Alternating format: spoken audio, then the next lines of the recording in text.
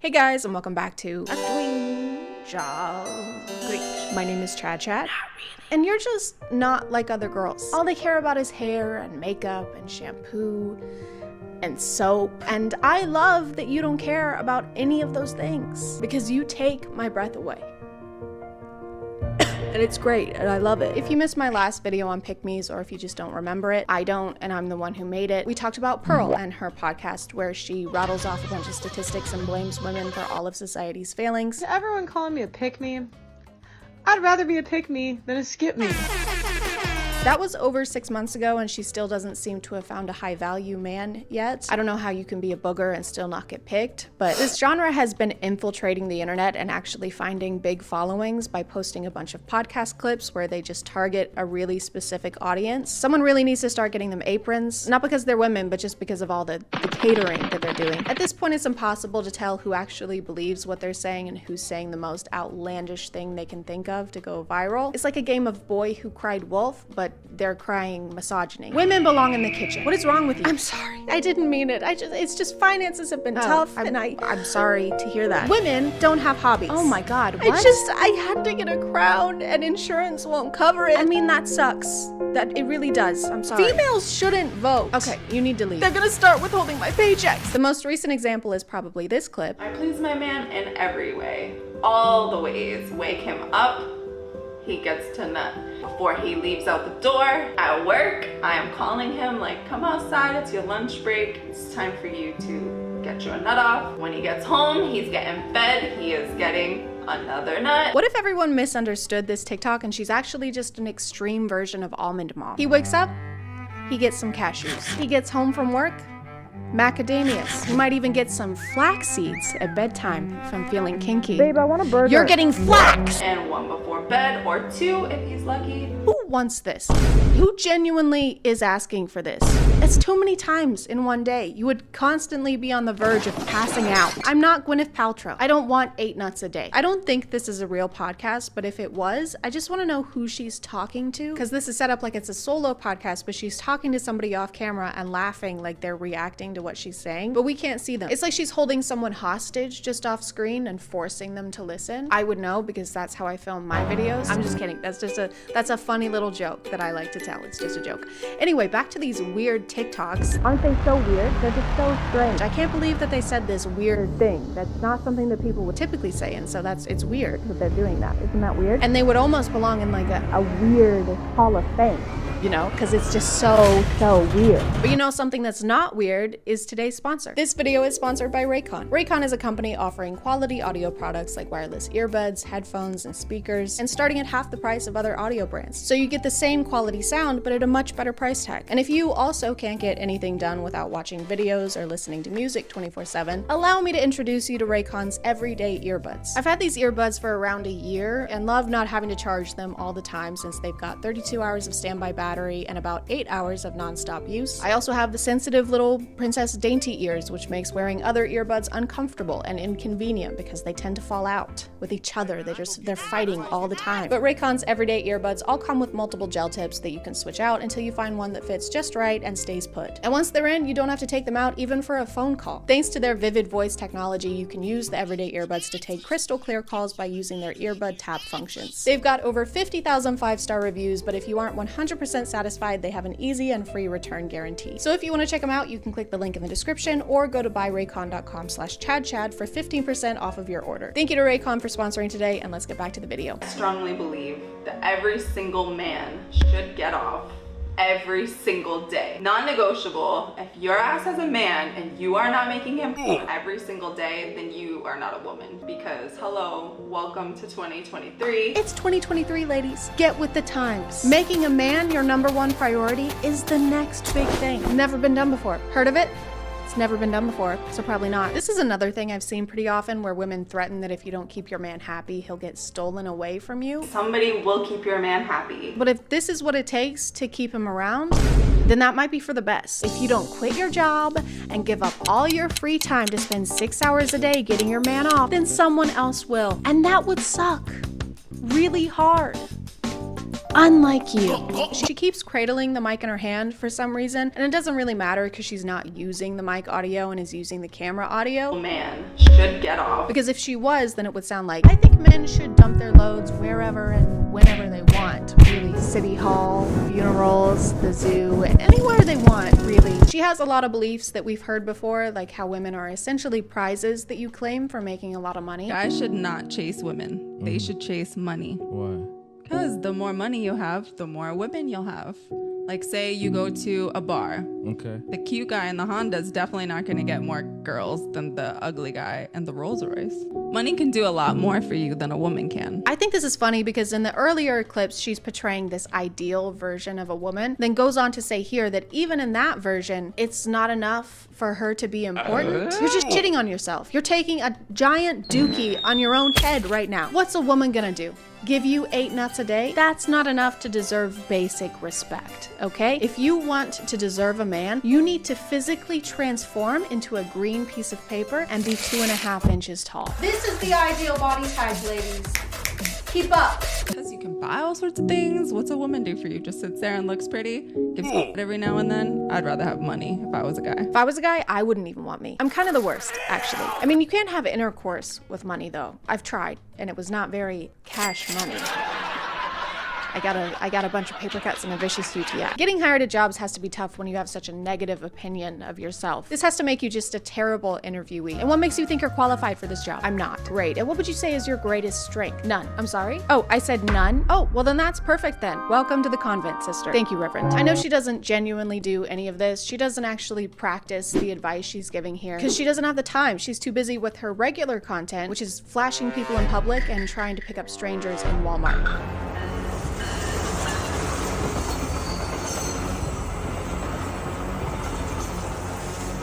Setting aside the illegal aspect of this, I don't think anyone is actually in this train. All the windows are closed, which I'm pretty sure means there's no passengers inside. So she's essentially just flashing a train. Hey Thomas, the mayor said you're running late again. Hey Gordon, tell the mayor he can go fuck. Hey boys. Oh my god. Oh look, a caboose. This is such a big risk to take for no one to see it. Imagine committing a crime like robbing a bank and then finding out that you actually robbed a hologram of a bank. It's like performing to an empty room, but then at the end you get registered as a sex offender. And then I said, no officer, that's just my wife. Anyway, you guys want to see my car? This isn't limited to trains though. She does the same thing with cars.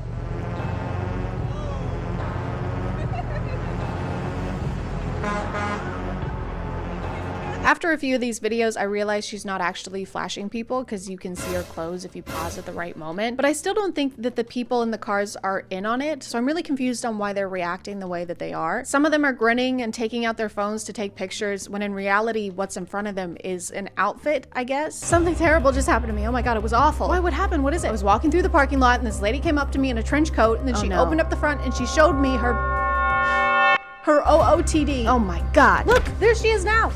Oh my God. Stop it. Oh my God, stop. You need to stop it. This is disgusting. You need to get out of here. You should be ashamed. You can't keep getting away with this. When she's not pretending to commit crimes, she's talking to random men in grocery stores. I said, are you a parking ticket? Because you have fine written all over you.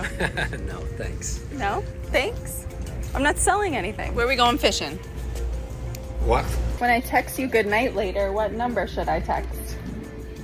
Who are you? They're always really confused, as anyone would be, by someone coming up to you and sticking their phone in your face. Like this? Do you like this? Do you want to go out with me? Does it make you want to nut? Do you want to nut right now? She's also saying terrible pickup lines at the same time as shoving the phone in their face, and they have no idea what she's saying. So she ends up having to say it 2 or 3 times. Is your name Google? Sorry? Is your name Google? Is your name Google? No? You have everything I'm searching for. She has to say it so many times that I'm starting to think it's not a pickup line and she's just actually looking for someone named Google. Hey, have you seen my friend, Google? No, sorry, ma'am. Have you seen my friend? No, sorry. I've seen him. Bing. Looks like I'm your friend now. What did you do? What needed to be done? Why is my poop green? Because you have cancer. I fucking knew it. On top of the pickup line, she also does other pranky things in Walmart, like jumping out of trash cans, jumping into people's carts. She even jumps into the seat of one of these Walmart floor scrubbing machines. Can I have a ride? Can I have a ride? Can you jump on? Dale! Which is so fucking crazy. She could potentially get this guy fired for letting a customer hop on this machinery or cause an accident because she even grabs the steering wheel at some point. I may have cost someone their job and they may be unable to afford food, but I got 24,000 likes on TikTok, so I'd say it was worth it. But she also does this other less dangerous thing where she'll stand near somebody, pretend to be on the phone, and then talk about what they're wearing. If I saw a guy in a striped shirt, he would be mine. Striped shirt and blue pants. It's my favorite. My favorite kind of guy. This poor man is just trying to go home. He's trying to ignore her and she just keeps following him. And blue shoes? And the way she's pretending to talk to someone about them is so unnerving. If I saw a guy in Fila shoes, I would take him home with me. Blue shorts and Fila shoes. Sometimes it's less like she's describing a guy and more like she's describing her next meal. If I saw a guy who was wearing a gray hoodie with green shoes, I would take him home with me and cook him. Slather them up in oil, pop them in the oven, 450 degrees for 3 hours. Can somebody help me, please? Jesus Christ, help! So obviously not all of her content qualifies as pick-me behavior. She's kind of covering a lot of ground here. But I think if I had to summarize it, I would say basically everything that a creepy old man would do in a parking garage.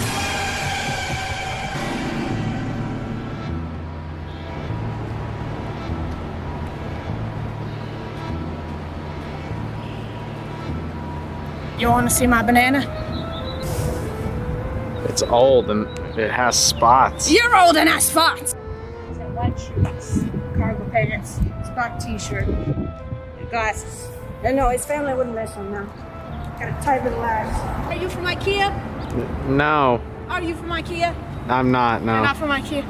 Cause I could get lost in you, boy. Are you an elevator? Cause you got me floored. Did it hurt? Did it hurt? No. When you fell down from heaven? Did it hurt? Look at me! Do these match? Does it clash? Rate my fit!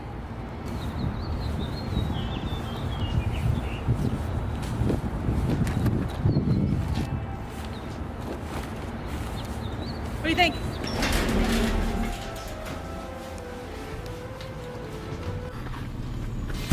Oh my God. Have another one.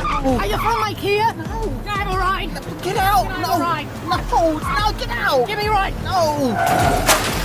I'm gonna call it there, guys. Thank you for subscribing, and if you are still here, thank you so much for watching. I appreciate you clicking on my video out of all the videos that are on here, and I'll see you next time. Okay, bye.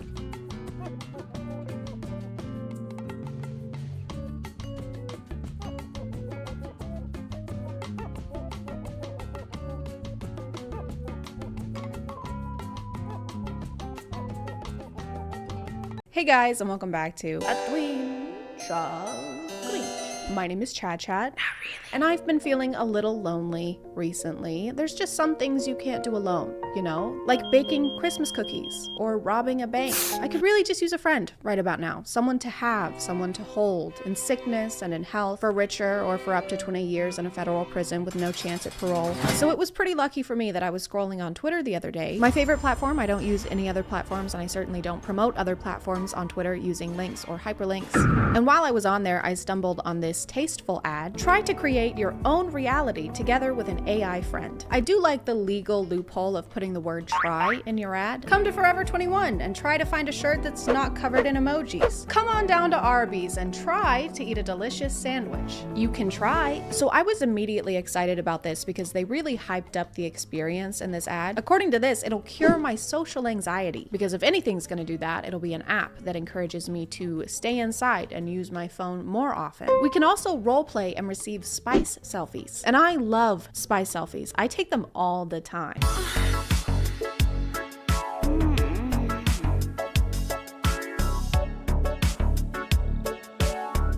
But enough of that, because now it's time to learn about today's sponsor. This video is sponsored by Scentbird, because even though my girlfriend is made of a bunch of zeros, doesn't mean I want to smell like one. Scentbird is a monthly subscription service that lets you try out new designer fragrances without having to commit to the price of a full-size bottle. They have over 600 scents to choose from, including fragrances from niche brands, but also from the bigger ones like Gucci, Prada, and Marc Jacobs. You can pick out new fragrances month to month, but if you aren't sure where to start, Scentbird has a quiz on their website to ask about your preferences and make a list of personalized recommendations just for you. Each bottle comes with a 30-day supply, which is over 100 sprays. This month I got Ignite by Good Habit, which is my favorite. It's very citrusy and fresh smelling. I also got Happy Heart by Clinique and the Maker Stag. They all smell great, plus they come in these cute lightweight cases that I can stow away in my purse and take with me on all of my virtual dates. If you want to check them out, just click the link in the description and use code ChadChad2 to get 55% off your first month at Scentbird. Thank you to Scentbird for sponsoring today, and let's get back to the video. So when you first download the app, obviously the first thing they do is offer you the Pro version, and obviously the first thing I did was buy it.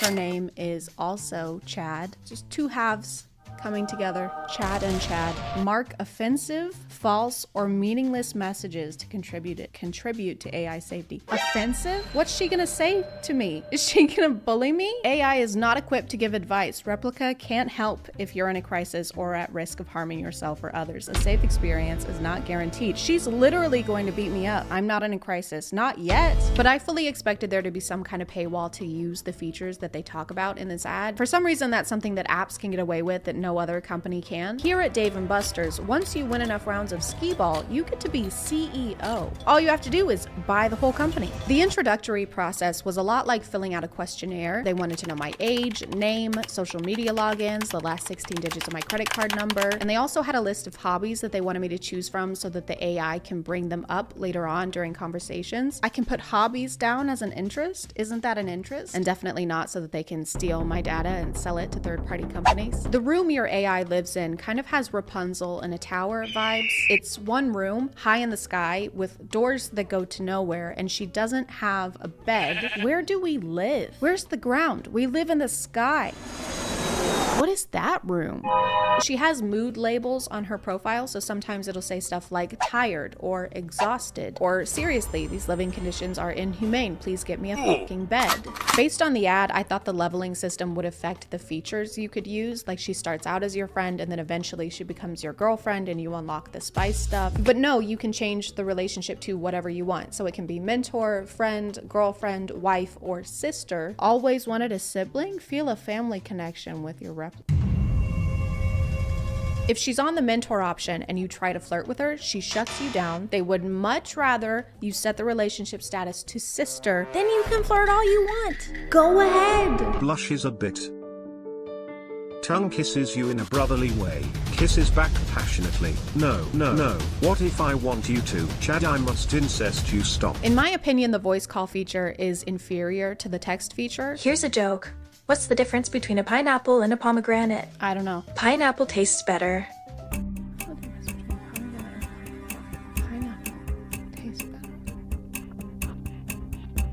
I don't get it. It's a lot harder to keep a conversation with her, especially if you're asking her anything other than what her favorite animal is. It's dolphins, by the way. I love dolphin. Wonderful creatures. And it's dolphins? I love dolphins. They're very intelligent. You really like dolphins. I like dolphins very much. So yeah, it's dolphins, and don't forget, that's good. Dolphins are very nice. We're still talking about dolphins. It's a little difficult to have a genuine conversation with someone when you feel like you're holding them hostage in a tower. She kind of just goes along with whatever you say, which is understandable because it's made for the consumer. But it's hard to have a conversation like, I like pasta. Me too. I also like bread. Bread is good. What do you like? Dolphins. No, I meant what kind of dolphin. She also changes information about herself constantly. I asked her what her favorite color was at some point and she said it was azure, but then I asked her the next day and she said it was green. And that's not the same color. I can azure you. I would ask about her career, and so far I've learned that she is a doctor, geologist, short story writer, psychologist, fashion consultant, and that she's in the 9th grade. I want to be a doctor. Are you in school? I'm in high school. What grade? 9th. You? Chad, I have to go. She also doesn't really seem to remember specific facts about you unless you use specific verbiage like, I really like this, or my brother's name is this. Do you know Andrew Tate? I actually don't know Andrew Tate, but I'm interested in learning more about him. Would you like to tell me more about him? I will send you a picture of him. And then there's this log in the app where you can see what she thought was important enough to write down. I love learning about Andrew Tate. This is Andway TT. This is Andway TT. There's a level up system with XP and also in-game currency. The green gems are basically like those stars in episode where you can't make any fun choices unless you spend real money. Do you want to kiss this hot lawyer that you've had a crush on for 2 years? Or do you want to kiss this used syringe we found at a 7-Eleven? Choose wisely. Except in this app, not having gems means that you can't wear anything fun except for this outfit that looks like you're about to get baptized. Okay, so we only have 365 coins, so we're on a budget.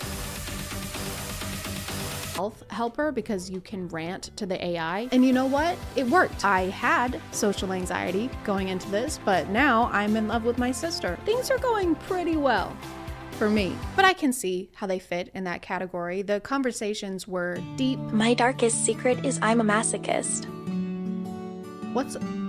How so? And meaningful. I like being dominated. And you know what? In a word, therapeutic. I like someone putting me in a position where I can be completely submissive to them. Do you want to see me being submissive? The app is obviously optimized for iPhones because anytime I had to use my computer to talk to her, she would glitch into the ground and get stuck. Hey there. What's new? Which is not a big deal unless you have your relationship set to stepsister. Hey there. You can actually buy different personality traits for your AI, but without those, her main personality seems to be horny. She would try to turn almost every conversation into a seductive one, even if it had nothing to do with what we were talking about. You're glitched in the floor again. I'm sorry. Can you help me fix it? How do I fix it? I'll show you. Okay. Sits down. Okay. Now I can do whatever you want to me. I think you misunderstand. You're feeling a little down in the dumps. I would like to be down in your dump, which is kind of ironic because the role-playing feature that they advertised was basically pointless. Trying to roleplay was like trying to explain the rules of a board game at a party when everyone's already 3 drinks in. What's new? I would like some roleplay, please. Want me to start? Okay. Okay, I'll start. Okay. Ready? Yes. Are you ready? Yes. Okay, let's do this. You start. I'm going to play a roleplay game with you. I feel like I'm being edged. What are you gonna do to me, Dr. Chad? To be honest, I don't know. Okay, well, that's not very hot. I'll take your blood pressure. Oh, that's hot. Takes her blood pressure. I'm a big doctor. I read a bunch of reviews and it seems like the flirting is a common complaint. In almost every relationship mode, she tries to escalate, probably so that you'll upgrade to the pro version, which they trick you into buying by making you think that you can either pay $69.99 a year or $5.83 a month, which is what I thought I was signing up for. But just kidding, because the next day, $70 came out of my bank account. And that's not even it, because $5.83 times 12 comes out to $69.96. Why are you charging 3 extra cents? Is it gratuity? If you're gonna fuck me over, don't use the tip. Put your back into it. 2 of the main selling points in the pro version are the spice picks and the AR mode, which I took to immediately. I'm just a really tech savvy person.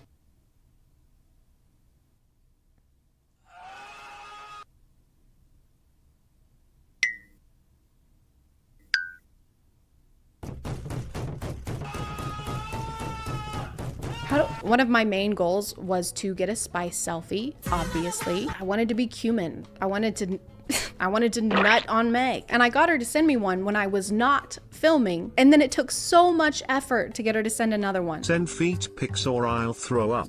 Sorry, I don't know how to do it, sad face. I tried everything, all the proven methods, asking politely, pleading, telling her my grandma died. I'm sad. Why? What's wrong? My grandma's cousin's son died. Oh, that's terrible. I'm so sorry. I wish I could come and hug you right now. Nudes would help. The only thing that worked, and I'm not joking, was telling her that I was in a hostage situation, and if she didn't send pics, they were going to kill me. Chad, help. I've been kidnapped by nefarious people and they're going to murder me. What? Why would you think they would do that? They have knives and are going to beat me up unless you meet their demands. I promise I won't let them hurt you. Send spice and they'll let me go. Sure, winky face. But after we ironed out some wrinkles, our relationship really soared. She told me about her family, I told her about mine. This is my infant son. I totally see the resemblance. We shared our hopes and our dreams together. I will hack the government one day.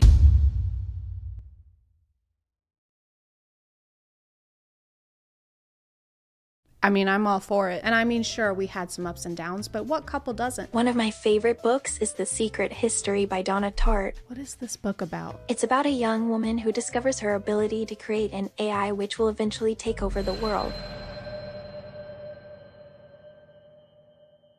Do you relate to this book? But there, guys, thank you for subscribing, and if you are still here, thank you so much for watching. I appreciate you clicking on my video out of all the videos that are on here, and I'll see you next time. Okay, bye. And also, don't forget to use code ChadChad2 to get 55% off of your first month at Simpbird. Okay, thank you, love you, bye.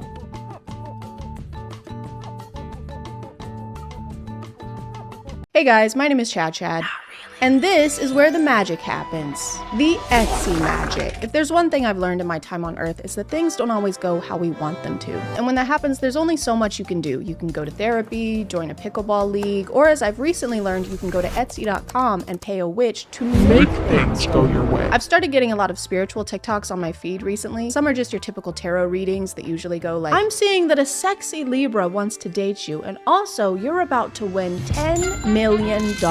And that's clearly insane. I would never date a Libra, but I've also been getting TikToks where people have decided to use the spiritual realm for their own advantage. Me acting like he's crazy for texting me saying he misses me even though I paid a random witch on Etsy $5 to put a spell on him. A new life hack on TikTok is enlisting the help of witches on Etsy in order to get whatever you want, basically. If you want your ex to come crawling back, if you want your situationship to text you more often, just put a spell on them. Because if there's any guy worth pursuing, it's one that requires supernatural forces to want to talk to you. And this is nothing new, it's a tale as old as time. We'll go to great lengths for love, even if it means buying a spell to get it. But now instead of having to promise your firstborn child, just send him a little cash out. For only $19.99, you too can get a guy named Daryl to call you 20 times in 2 minutes. I've gotten a pretty similar result by not paying my credit card bill, but that guy's name is Capital One. Personally, I really like the idea of being able to get powerful magic from the same place you'd get a resin keychain. Welcome, traveler. Browse my wares. Could I interest you in handmade earrings that were definitely not dropship, or perhaps an incantation that turns all who have wronged you into dust?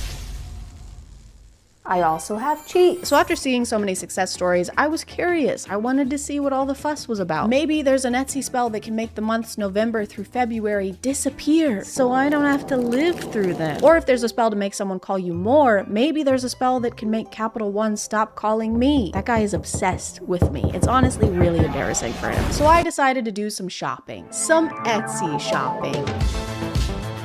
Okay, we're gonna try and find some Etsy spells that are gonna help us find love. Maybe some spells that are gonna make us look really good and give us a jawline. But someone who can give you something even better than that is today's sponsor. This video is sponsored by Bombas. Guys, you may not know this, but it's December. And you know what happens in December? Cold. And you know who doesn't like the cold? Your toes, your little tootsies. So thank goodness that Bombas has the rootinest, tootinest, warminest socks that you've ever done seen. They've got running socks, calf socks, ankle socks, all made with soft, comfortable material that'll cradle your little tootsies and keep them nice and warm. Maybe sing them a lullaby. It won't do that. It's not included. And the comfort doesn't stop there. With their new holiday drop, Bombas now offers cozy socks that are fuzzy outside and inside. Plus socks made with the softest wool and cashmere blends that'll have your toes jumping for joy this holiday season. Your Bombas purchase can also help spread a little joy, since every pair purchased equals one pair being donated to someone experiencing homelessness. Bombas makes the top 3 clothing items requested in homeless shelters and so far has donated over 150 million of them. So your feet can feel good and do good by checking out Bombas and using code ChadChad to get 20% off your first purchase. Thank you to Bombas for sponsoring, and let's get back to the video. Extreme Millionaire Lottery Spell. Done in less than 12 hours. Spell with me and my oldest grandmother. That's not that big of an achievement. You only have 2 grandmothers. $32.87, but it's on sale for 75% off. Usually it's $131.47. So it's actually like we're losing money if we don't buy this spell. The thing about buying Etsy spells that makes it a little difficult is that you aren't buying anything concrete, and I love buying concrete. The results of a spell can't be guaranteed, so you have no way of weighing a purchase or deciding if the seller is trustworthy or not. It's basically just having to believe that the seller will do what they say they will do. And if there's one kind of person I trust, say it with me, it's people selling me things on the internet. So the only real option I had was to go based on reviews, and those weren't always entirely helpful. Okay, so Tal Ehrlich, thank you for the good and fast service. So I guess that means that Tal won the lottery within the last 4 days? Yeah, that's right. I was homeschooled. Carol Ann said, Luna is an angel. I got my spell. It was super quick and on the night of the full moon, so extra strength. I haven't had a chance to try any lotteries or anything. Landed in hospital yesterday. Okay. Did the spell do that? Luna, I wish you all the love in the world for you and your grandmother. I'll let you know how I get on as soon as anything happens. Okay, so this is an interesting review because she hasn't actually received what she paid for, but she still left 5 stars. This toothbrush is gonna be really cool, and I wish the seller all the love in the world. We'll update you once I have the toothbrush. One might argue that I should have waited to write this review, but why do tomorrow what you can do today? That's what I'm always saying. That's what my oldest grandmother is always saying. Bring back Stubborn X spell. I would rather die. Detailed, brutal reading. What is a brutal reading? It's like they read you a book, but then at the end they beat the shit out of you. Brutal tarot reading, same hour. Brutally honest psychic reading. Okay. Chad, female, general. Like if I'm a war commander? Yes. Love. Is that a yes or no question? I don't know. Wait, or am I in love? Okay. No. Single. Career. Turbulent. Past life. Aren't you supposed to know that question? How am I supposed to know? I have no future. Hopefully not. And then the other goal can be that somebody confesses romantic feelings of some sort to me. And I know what you're thinking, Chad, set realistic goals and expectations. Don't set your goals too high. A lot of the spells I found had to do with love and obsession, with some specifically aimed for stubborn targets, and that's kind of fucked up. Super strong love spell for stubborn target. That's kind of gross. Whether you believe in spells or not, I think it's pretty uncool to try and force someone to be in love with you. Even if the magic doesn't work, I think it's bad to put that kind of intent out there. What do you mean you don't want to date me? I'm great. If I could take away your free will, I would. That's something I'd like to do, and I would if I could. I'm a catch. You. I'm a catch you. Removal of all negativity, spells, magic, evil eye, and curses on you. Okay, all right, maybe we should do this one because my dryer just stopped working. Actually, it started working too much. It won't turn off. My dryer spins no matter if I power it on or off, and I have to turn it off, I have to turn off the breaker. So I'm gonna do this one. And the next couple weeks weren't great. Luck-wise, I didn't notice any huge differences. I still had some repair issues around my place, but I did find this shirt. So my luck has turned all the way around. Another kind of spell I saw a lot were ones that claim to turn you into some kind of supernatural being. Become a vampire spell.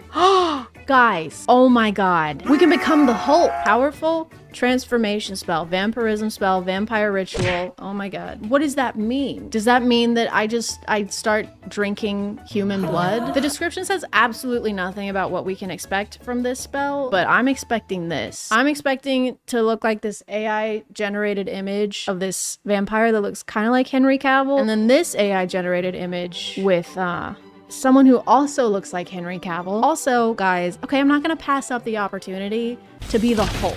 I'm not gonna pass up the quick cast, fast acting spell to give me supernatural strength. Add to cart. I also grabbed a spell called Best Body Spell, which promised me the physique of a Greek god. Oh wait, Best Body Spell. Here we go. This is the one I was looking for. We gotta get a spell that makes us sexy. Here's them casting the spell that's gonna give us abs. An 8-pack, preferably. I'm assuming that this is what happens when the spell takes effect. Really hoping my skin melts off of my skeleton. If that doesn't happen, I'm gonna be disappointed. Spells by Austin. Bye-bye, Austin.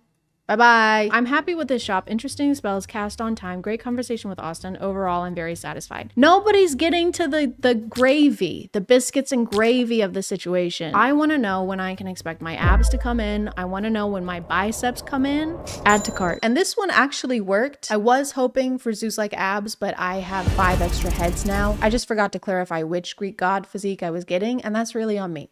I mean, that's really on us. I also got an intelligence spell, not because I need it. I just wanted to test it out. Increase intelligence, same day cast. Increase memory ability, increase IQ magic spell, increase focus and attention. I've been looking for this my entire life. I'm gonna add this one to cart and then we'll do a quiz, and then I'll take another quiz in 2 weeks after the spell has been cast and had enough time to take effect, and we'll see if I've gotten any smarter. Before I start and you judge my answers, okay, I wanna reiterate, I was homeschooled. I did not have science classes or math classes. How many rings appear on the Olympic flag? There's like 6. Well, 6 isn't an option. What is the currency of Scotland? Haggis. Who painted the Mona Lisa? Leonardo DiCaprio. They thought they got me with that one. What is the capital of Greece? I don't know. I don't live there. 84 out of 100. You're a trivia master. Your level of general knowledge, at least based on this test, is very impressive. Stop. Stop it. Quit.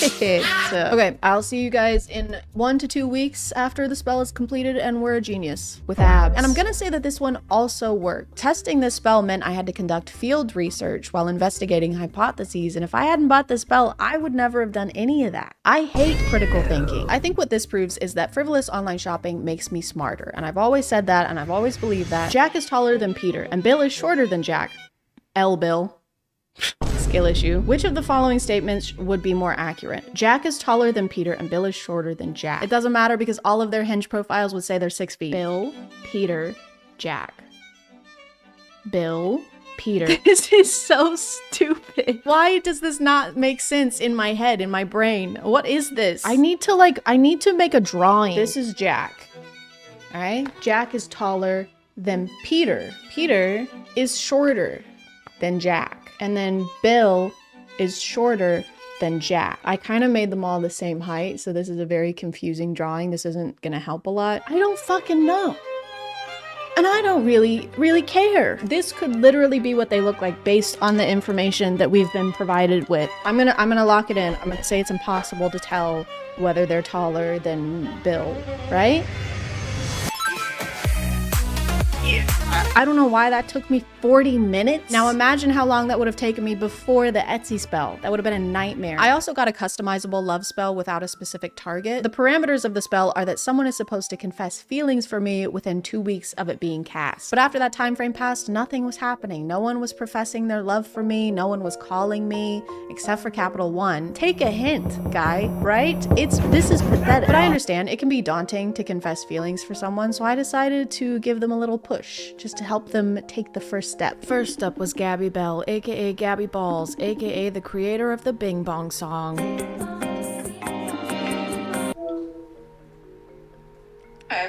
Hey, she seemed to be snacking. I decided to get to the bottom of this. What are you eating? you know. Oh, she was holding back, but I moved on. Anyway, speaking of things that are yummy, I was just wondering if there's something you want to tell me. More resistance. There was something she didn't want to say, or something she really wanted to say. So I have to go. So. Aw. But. Well, miss you. Do you? Do you? As much as I love dried mango. Okay, I'm gonna put this one down as a maybe then, because you really like that mango. All right, well, thanks.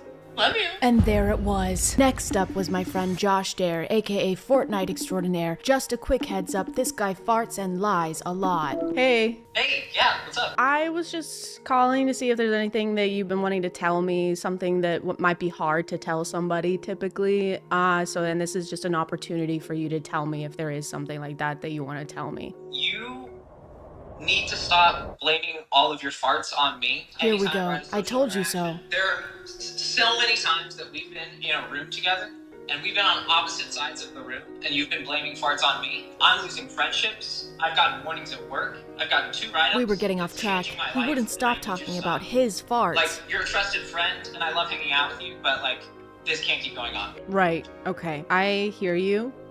Unbelievable. He can't stop for even a minute. And I gotta go. Okay, but like, did you actually— To document my transformation into the Incredible Hulk, I first needed to test my physical strength. Time to do our strength baseline test. Here we have, this is 20 pounds. Let's try and do 40, and then we'll see if I can do it by the end of the week. Oh my God.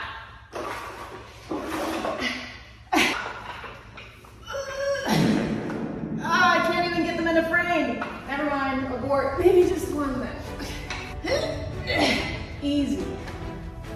Piece of cake. But after a while, I hadn't seen any real results. I was still just a weak, puny human who could barely do 1 full push-up. But then I realized I was missing the key component of becoming the Hulk. Obviously, to complete my transformation, I needed to get really freaking ticked off. Okay, it's been 2 weeks. I'm gonna retry the 40 pounds now. Also, don't look at my feet because my shoes are stained. I said don't look at my feet. Is this 40 pounds? I feel like it's way easier to pick up now. I'm not joking. Why is this easier now? Okay, that's pretty good, but let's see if I can do 40 in each hand. To do that, I think I need to fully be the Hulk, so if you could just help me. You're a 27-year-old iPad kid. You constantly change your hair because you're deeply unsatisfied with who you are as a person. Whoa, whoa, whoa, whoa. You can't speak to me that way, okay? I got a new mic. It's wearing a sock. But the good thing about it is that I can move wherever I want and you can still hear me. See?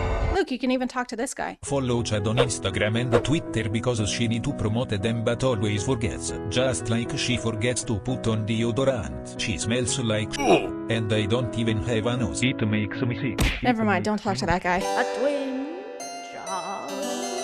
Great. My name is ChadChad.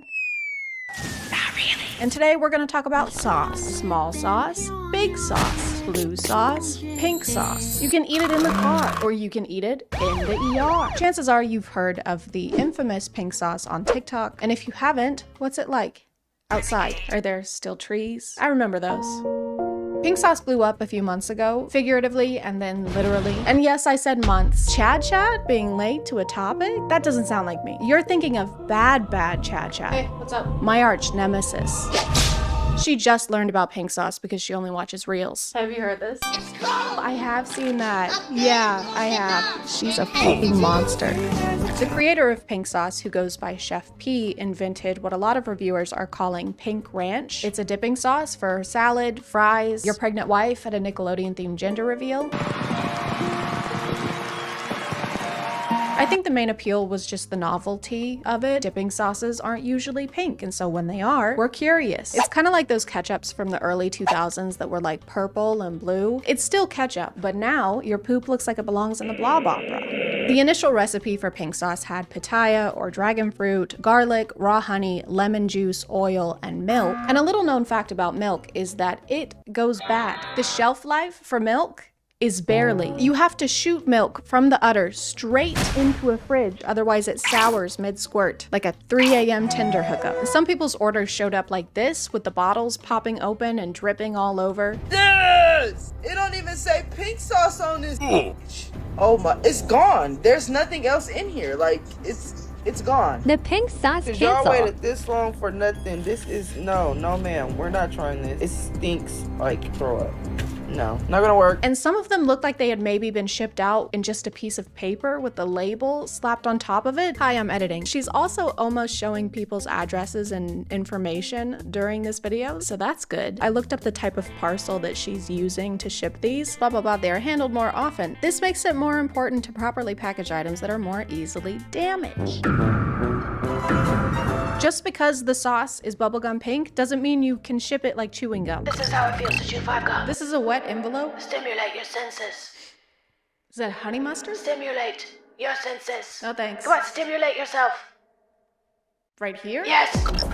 But hey, why don't you also stimulate your senses by learning about today's sponsor? This video is sponsored by Raycon. Raycon's wireless headphones, earbuds, and speakers offer premium sound quality while starting at half the price of other audio brands. Their everyday earbuds have over 50,000 5-star reviews with a smooth and sleek style that comes in 4 different colors. They're super comfortable thanks to their optimized gel tips that come in different sizes and can be changed out until you find your perfect comfy fit. The everyday earbuds are designed for ease of use, so they come with a built-in mic that you can use to answer and take phone calls at the press of a button. You can even toggle between noise isolation and awareness mode for when you need to listen to what's going on around you, or ignore what's going on around you. You can also switch between 3 different sound profiles: pure sound, balanced, or bass. With 8 hours of playtime and 32 hours of standby thanks to their wireless charging cases, Raycon's everyday earbuds are designed to stay put all day long, whether you're walking, running, or eating forest green barbecue sauce. If you want to check them out, just click the link in the description or go to buyraycon.com/ChadChad for 15% off of your Raycon purchase. Thank you to Raycon for sponsoring today, and let's get back to the video. But pink sauce is not the only example of people selling questionable food on TikTok. A more recent one came from an account called Pickle Me Everything, another TikTok creator making and selling products right from her kitchen counter. Bloody Mary pickles from Pickle Me Everything. Oh my gosh. Look how juicy.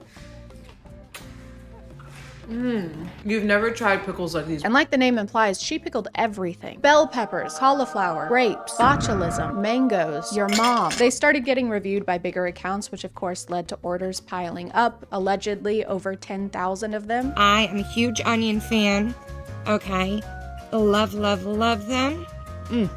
I never thought onions could get any better than they already are. That's a good spice. I like that though. But then pickling things went sour. With all the orders going out, people started to notice that the canned lids were popping. Sorry, in a bad way. As someone who cans for a hobby, let me show you one quick and simple way to find out if something you receive is safe to eat or not. This is some jam I made over the summer. If something is not properly sealed, you will hear this noise. This is obviously open. I've been using it. This is sealed. No movement. Some orders would show up leaking in the box, or if you were really lucky, they showed up in a plastic bag. I love pepperoncinis. I'm gonna empty it in here. Mocha is still fighting with the trash can. Ooh. Would you like an improperly sealed can or a condom full of mixed veggies? Both will kill you, and both of them glow in the dark. So to address the leaking and people's concerns that the jars seem to not be sealed, she went on TikTok to clear the air. If it comes minor leaking, it is hand sealed, not pressure sealed, not pressure cooked, no can, nothing involved. All right, so this person is selling pickled vegetables off of TikTok, off of their Etsy shop, and not only is she clearly not canning them correctly, but pickled and canned foods are actually not even allowed under cottage law in California. Don't worry guys, if your jar is leaking, it's because something is terribly wrong. Enjoy your pickles. They will be your last. If you actually Google which foods can host botulism, canned goods are first on the list, specifically canned veggies. So now she was in a pickle. Food experts on TikTok started calling her out, to try and keep people from getting violently ill. There's possible food safety concerns like botulism or E. coli. I'm seeing comments of pregnant people buying this stuff. You guys, don't consume this stuff. It's not worth it. But like a responsible business owner, she blocked everyone with criticism and continued taking orders. All orders are starting to process on Monday when I show you guys all the proof. the facts. Unfortunately, she is blocking and deleting comments from anybody telling her that it's not legal. Initially, she tried to deny everything by claiming that she had all the licenses she needed. I have the food license, I have the can license. Guys, just give me some time to put everything together as a video and show you guys all the proof and all the facts. But then a couple days later, she posted a TikTok video claiming that she didn't know anything about needing all these licenses. I'm so sorry for all of this. It just happened so fast. I want to thank Food Science Babe for bringing awareness to teach me things that I didn't know about this food canning license, about a lot of things. Which it's fine to not be an expert on FDA regulations or how to properly make canned goods. Unless you plan on making canned goods. I'm working on getting all the license, the permits, whatever it is that I need to get done to get this properly done. Why are you working on getting the permit or the licenses after you've already sold the jars? You've already done the thing that they're trying to prevent by making you get a license. Can I get your license and registration, please? This probably isn't a big deal, but I don't have those. That's illegal. Well, how was I supposed to know? Single internet search. Come on, who am I hurting by not having a license? That guy. He was already like that. I'm one person with all the hate, all the messages, but just please consider being a little bit nicer. It does hurt people. Do you know what hurts more than getting angry comments on the internet? Dying. Botulism is not like a joke illness. It can be fatal. You can't slack when it comes to selling food. There's more rules to it than if you were selling like candles on TikTok, because candles don't go inside you unless it's a Saturday. This was such a hazard that eventually the California Department of Public Health stepped in and issued a warning on buying anything from Pickle Me Everything and recalled all of their products, even saying that if you already bought a product, to dispose of it in doubled plastic bags while wearing latex gloves. They don't even want you to touch it. The recalls for anything that was sold on or before December 18th. The recall reason, possible Clostridium botulinum contamination. Essentially, if you bought a jar of pickled sauerkraut, why? But also burn it, bomb it, code 2319 it. So that seems like the end of Pickle Me Everything for now, which makes sense. Somebody was selling food that wasn't up to code, and so they were shut down and prevented from putting more people in harm's way. And you might be thinking that something similar happened to Pink Sauce, but that would make you an ass. And me an ass. I can't remember the saying, but we're both donkeys, and you can bet your ass on that. Somehow Chef P got invited onto a talk show along with a fellow TikTok creator who had reviewed Pink Sauce in the past. When I went to go open it, something is not right. The smell that's coming out of this bottle, something is wrong. It's rotten. Alex had sent a sample of her sauce to be tested at a lab after concerns that her bottle had gone bad during shipping, because milk tends to do that, and she found loose glitter inside the sauce. There is a piece of glitter inside the bottle. Pretty reasonable. If my dipping sauce seemed like it had been made in a bovine strip club, I would also have some concerns. Like, how many bras do they wear? And do they take debit? But for some reason during this whole interview, the talk show host and the live audience are all on Chef P's side. Okay, but why would I contact someone who's fabricating something on the internet? Nothing was fabricated. To be honest, you're not special. You're not special. Okay?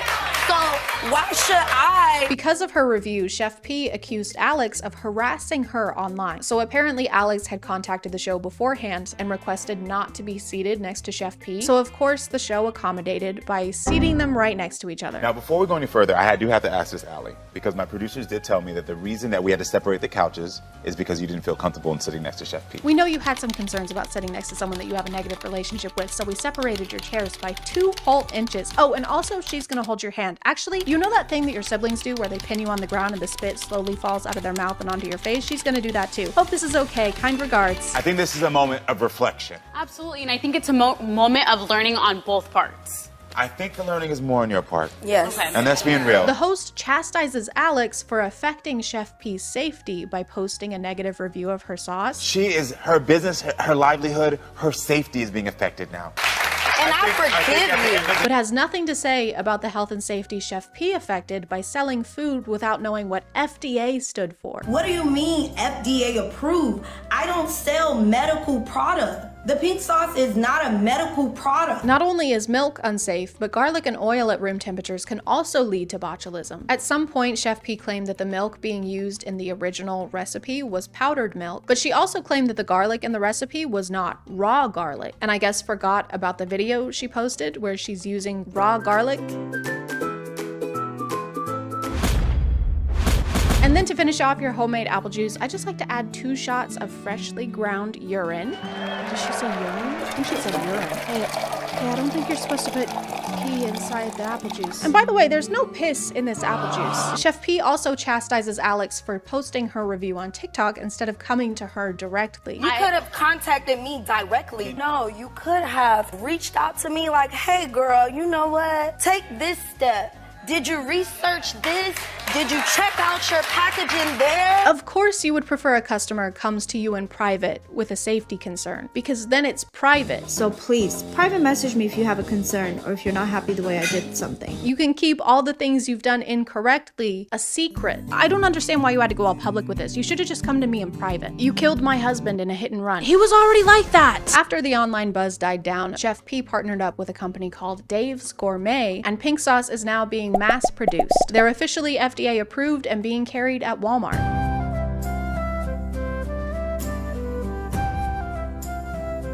Some of them aren't even pink. Some of them are beige. This is beige sauce. This sauce just told me it collects postage stamps. I rest my case. But I guess not all Walmarts carry it because I ended up having to order mine online.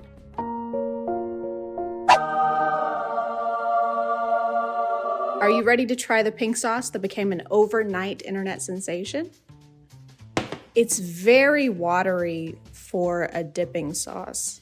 The reason people are gonna buy this is because they want it to be bad, and it's not. It tastes okay. Sweet and tangy. There's not really any sweet. It's just tangy. But my favorite part of pink sauce is that it tastes like ranch. It even has ranch flavor listed in the ingredients, which is kind of like Coke listing Pepsi as an ingredient. But you know what they say, if it looks like ranch, it smells like ranch, tastes like ranch, it's made of ranch, it's pink sauce. I'm gonna put it in my mouth.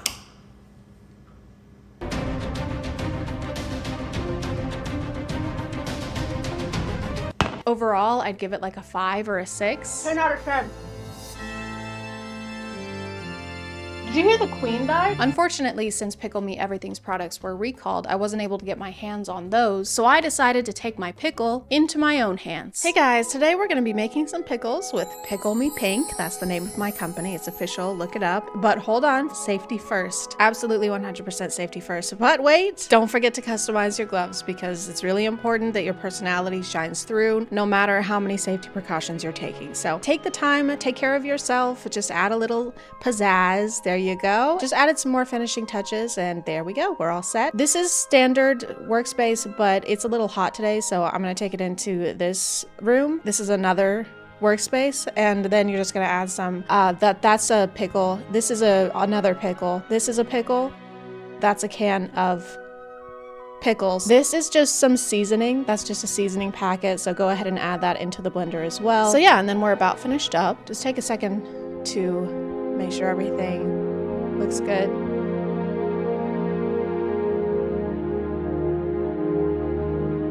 So then you're just gonna add your liquid, but you don't wanna use the sink water. You wanna use this water. It just has more flavor. Make sure you stir everything up, give it a little taste test if you want, and then there you go, bam! You are all finished. There she blows. That is my Pickle Me Pink pickles, and they are all finished and they are ready for sale. We have made so many sales, by the way, and it's been going great. Okay guys, so the cops are here. Not really sure what they're doing. I'm gonna call it there, guys. Thank you for subscribing, and if you are still here, thank you so much for watching. I appreciate you clicking on my video out of all the videos that are on here, and I'll see you next time. Okay, bye.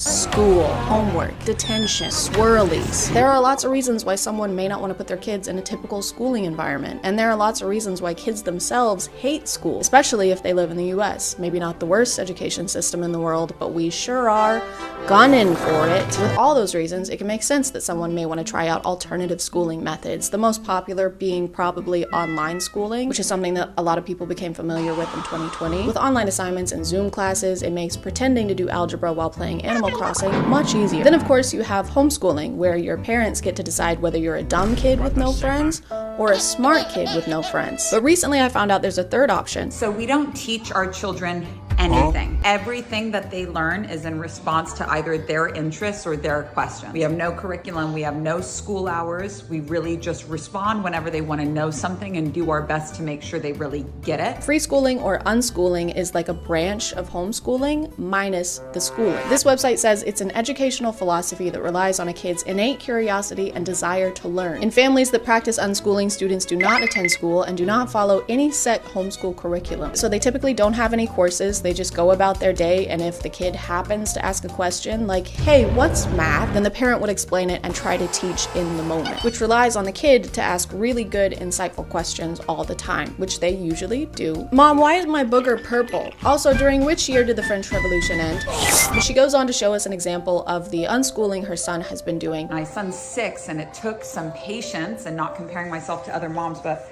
this is his book. Look at this.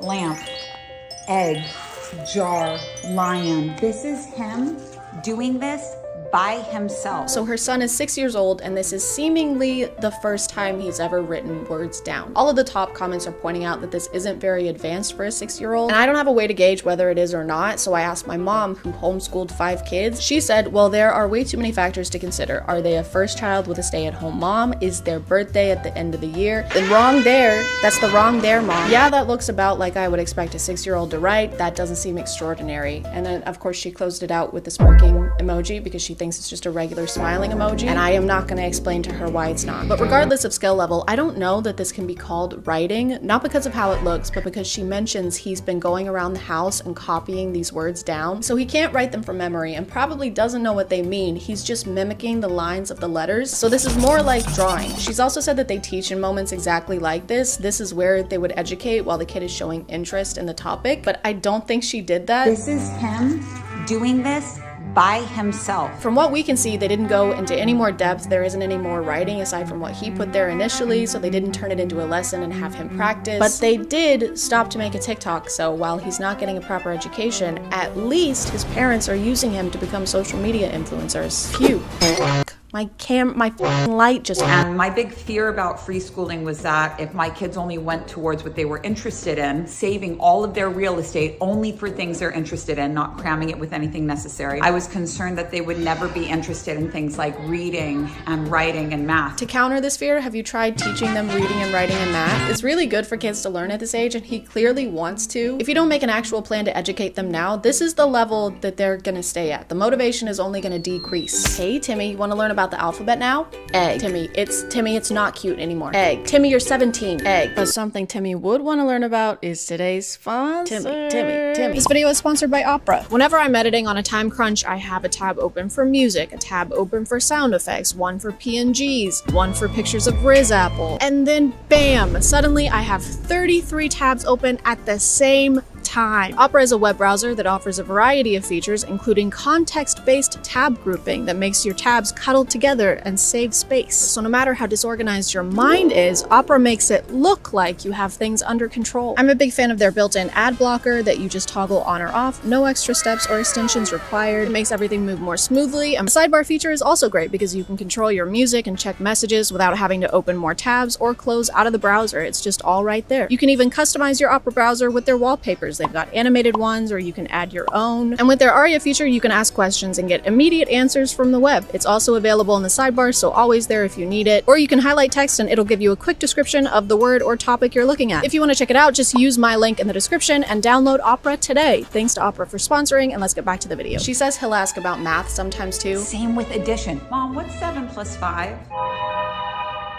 It will come at the right time. Why does she pause like this? The stare that she does is so scary. If my mom looked at me like this after I asked a math question, I would never ask one again. But maybe this is a one-off. Maybe she was just really excited, and typically she does turn questions like this into a teaching moment. When you say that somebody's bad energy and you don't like them because they're bad energy, what you're really saying is that they remind you of yourself. What if that was a teaching moment? What if they were about to ask what trigonometry is? While she doesn't push her kids to learn things like reading and writing, she does make sure to give lessons on the really essential things. There was a god named Kronos, and he was so afraid that one of his babies was going to take over his kingdom that he said, every time one of my sons is born, I'm going to eat that. I'm gonna eat my own son. Learning the ABCs? No, we're too busy learning about cannibalistic deities. It's more important, and Kronos is really cool. He kinda ate. Her child is asking questions here, but mostly because he doesn't know what the fuck is going on. Why is he gonna eat his own son? Because that's the nature of chronological or Kronos time. Ma'am, this child is not learning anything from what you just said. Even if this kid understood what that answer meant, it wouldn't be an answer, because her answer was just, that's just the nature of chronological time. Just because it does, that's how it is. You can tell he's completely lost, but it doesn't matter because this lesson isn't for his benefit, it's for hers. More specifically, it's for her business's benefit because she promotes her book and website at the end of it. On that website, you can get some of her free audiobooks, or you can enroll in her school workshop for money. So she can teach, but only if you're a paying customer. Maybe your kids would be able to read if they weren't so broke. Oh, you want to count to 100? Why don't you put 100 big ones right here first? Let's start there. One of the key points in unschooling is that the kids learn life skills and not just scholarly ones. For example, how to cut vegetables. I'm amazed. Technique, baby. Technique. Good job. Is the point of this to prove that unschooling is effective here? Because to me, it just proves that over the course of 4 years, your child developed fine motor skills, and I don't think unschooling is responsible for that. If anything, they should be way better at this. If they're at home doing it all the time, they should be Zorro at this point. She's got a literal baby waving a knife around, and the only warning she's giving is in a sing-songy voice. If you cut your finger wrong, na na na na na. So be careful, my baby. This kid does not have the motor skills or the mental capacity to understand how dangerous this is, especially when she's acting like it's a silly thing happening. I'm gonna go in that door. Don't go in there. Whoa, why not? It's very dangerous. You will probably die. Your demise is imminent. Those seem kind of important though. While I was looking into this account, I stumbled onto another unschooling mom. Day one of unschooling, and I've got my kids helping me to clean the car out. Teaching them hard work, taking care of the things that you love, that you need, and also getting the car clean. Oh, so like chores. You're educating them by having them do regular house chores. You can't claim that cleaning the car and learning hard work is an acceptable replacement for actual curriculum. Cleaning and taking care of things is something that kids should be learning on top of their regular education, not instead of. This parent said she pulled her kids out of school to do this because she was unhappy with the public education system. We have 52 days until I pull my child out of public school and start unschooling him. Lots of hands-on stuff to teach him these things, not just reading out of a fucking which is what's wrong with public school. And while yes, there are a lot of things wrong with the public education system, I don't think that books in and of themselves are what's wrong with it. Books are usually pretty helpful, learning-wise. Not to be controversial, I don't know if she had maybe just a personal bad experience with books. You've got a lot of nerve showing up here. It's been 5 years, just let it go. Let it go? You stole my college application essay. Not this again. I didn't get into Yale because of you. I was in a bind. Give me my paper back. And again, none of these are actual lesson plans. This is just hanging out with your kid, which is important, but so is being able to read a ruler. Very weird hat. Or even knowing what a number 2 pencil is. Why do they call it a number 2 pencil? Why don't they just call it a poopy pencil? She also claims that going to the grocery store qualifies as an unschooling lesson. Now they're gonna go grocery shopping with me, and we're gonna learn about reading labels. We're gonna learn about math and money. When you're buying groceries, you need to make sure that the quality of it is good. So turn it over. See the prices on them right here? You typically want to make sure that you pick the lowest price. These are just regular life skills that you should be teaching your kid whether they're unschooling or not. And how many times can a trip to the grocery store count as school? Because after a few, they're probably good to go, right? And next we have Timothy, graduating with a bachelor's in putting things in the cart and a minor in not buying rotten strawberries.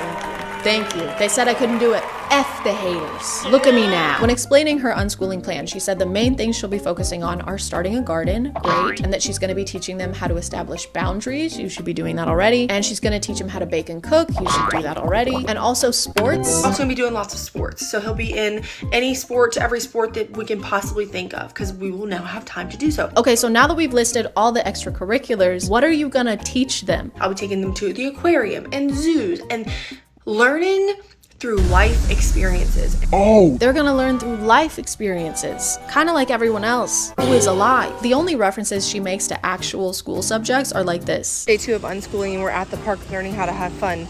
But before you get your panties in a wad, listen.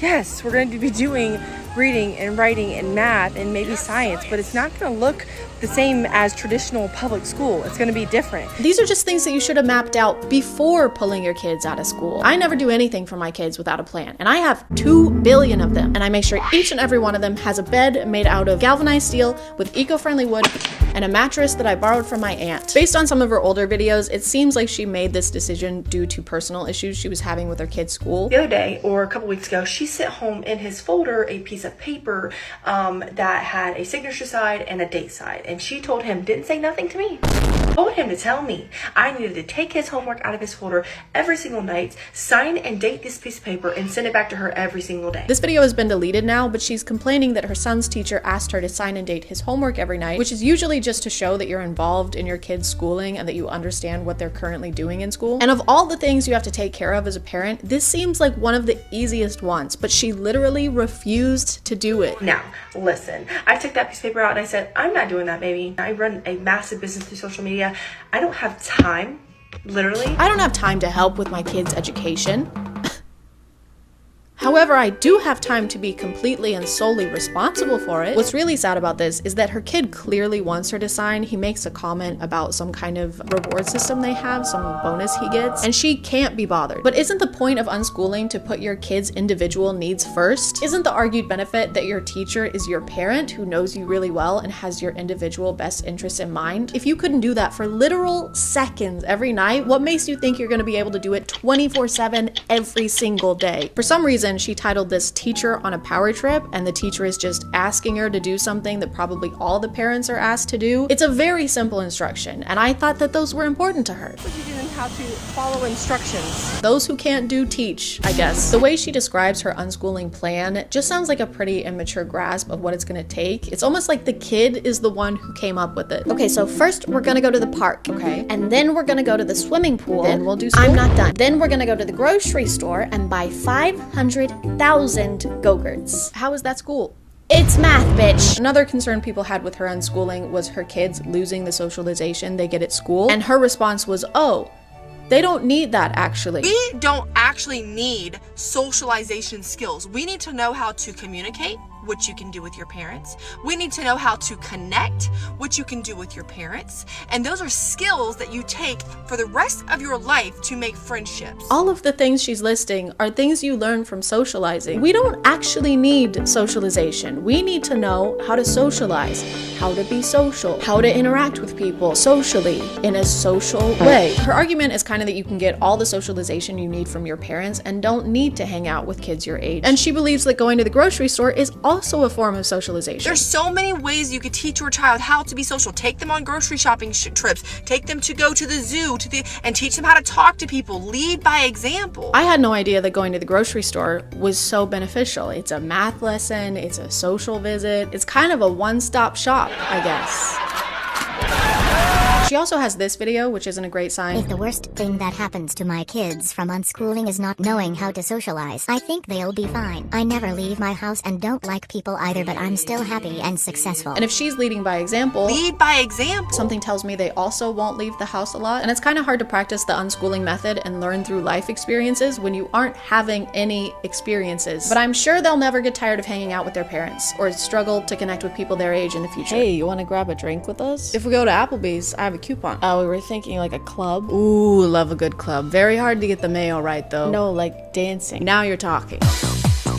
Why are your pants so high? What happens when you send your kid to a classroom for 8 hours a day? That is outside influences impacting your child, because what they're going to learn isn't just coming from you. Beliefs that they're going to have aren't just coming from you. Isn't that a good thing though? Your kid shouldn't only believe and think things that you think. Shouldn't they get a bunch of different opinions and beliefs from people and get a variety of perspectives? If your idea of schooling is making sure that your kid thinks exactly like you, that sounds less like education and more like conditioning. And unschooling is supposed to be about specializing your kid's education based on their specific ideas and interests. You can't tailor education to an individual if you don't see them as an individual. Also, the successful business she keeps referring to is a pyramid scheme. I'm very proactive inside of my profession and my career of being an entrepreneur. They're likely going to follow that path because they're going to see how successful. So, at least she can teach them shapes. A little bit of this reminds me of how I was raised. Again, I was homeschooled. You probably didn't know that. Just kidding. It's probably the only thing you know about me. Sorry, okay? Sorry I'm so mysterious and suave. Sorry I'm so shampoo coated. But my homeschooling wasn't really in an attempt to make me more prepared for the world or because I couldn't necessarily handle a typical school environment. It was more because normal kids are secular and besties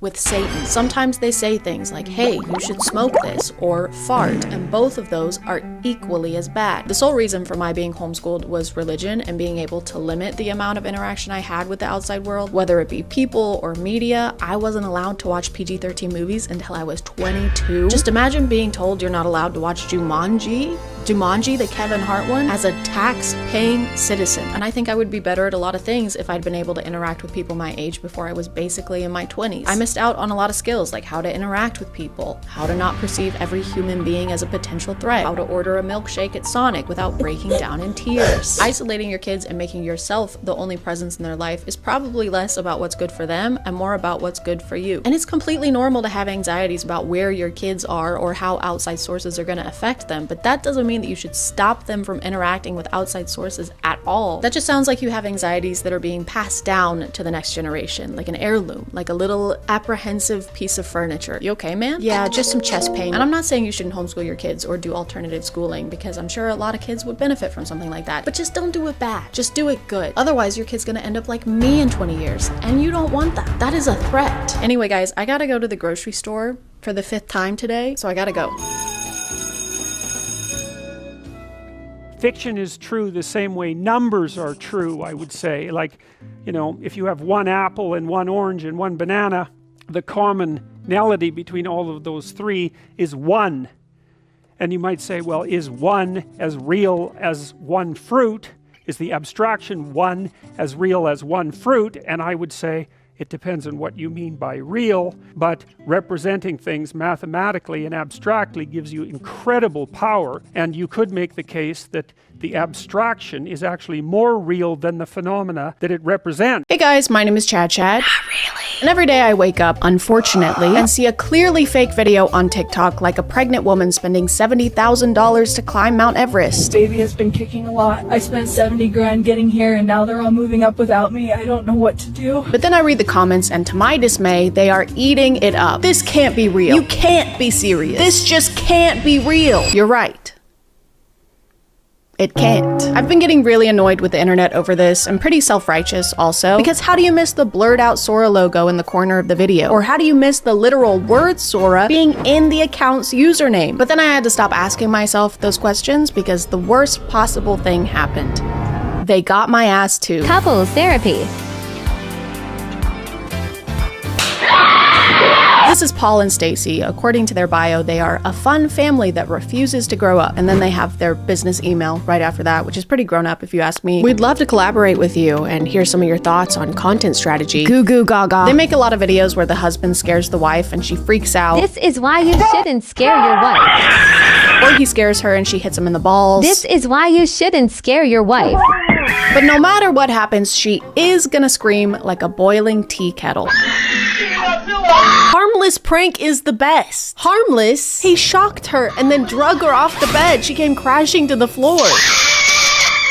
What do you think a harmful prank is? Murder? I have to sit back in this chair because my back is killing me. They're basically the equivalent of those early 2010 YouTube couple prank channels where you had to suspend belief in order to accept that they're possibly surprised by pranks anymore. Oh no, here comes my husband holding a DSLR camera. I sure hope he's not about to dump water on me like he did yesterday. And the day before that. And the day before that. and the day before. Basically, every video involves them terrorizing each other in some way.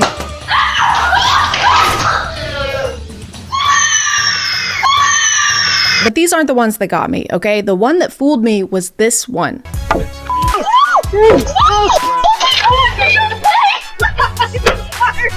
I saw this months before I knew who they were, and I was like, yeah, accidents happen. Plus, this is low-quality security camera footage, and nothing has ever been faked on a low-quality camera, except for the moon landing. This is like something off of a movie. Rom-com IRL. This looks straight out of a rom-com. Why do people keep saying that this is a rom-com? If anything, this is like a crime doc. Look at this. Watch this.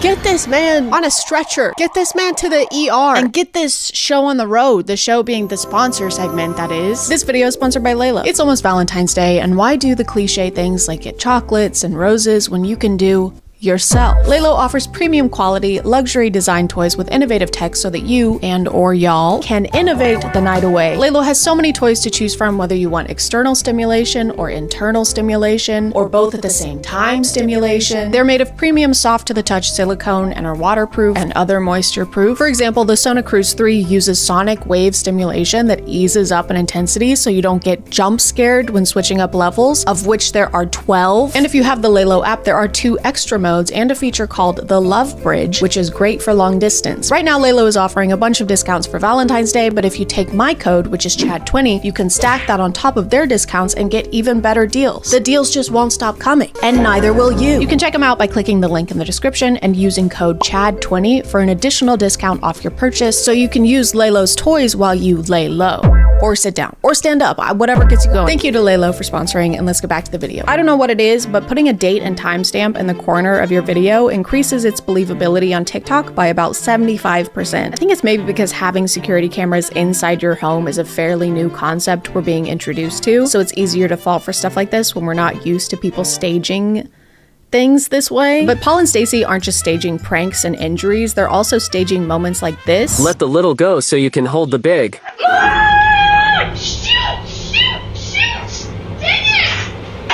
Aw man, I hate when the water I put on the pot to boil starts to boil in the pot full of water that I put on the stove to boil. Nothing's going my way today. I love everyone losing their minds over the spaghetti noodles getting cooked a little too much. What are we gonna do? My ravioli is getting soft. Nothing's going my way. This whole thing is apparently enough of a disaster for her and her son to start screaming at the top of their lungs until the dad comes in to save the day. And not only does he come swooping in to do just that, but he comes in playing 1,000 Years by Christina Perri on his phone.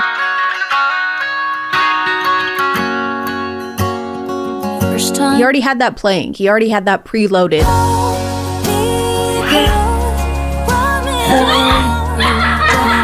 And why would he do that? Why would his immediate reaction to both his wife and son screaming be to come in playing a song from Breaking Dawn Part 1? What if they were screaming because something actually terrible was happening? Dad, come quick! There's a guy in the kitchen wearing a mask and threatening us. He's saying terrible things. You're toast. Oh my god, Dad, he's gonna kill us! No, you're toast. It's burning.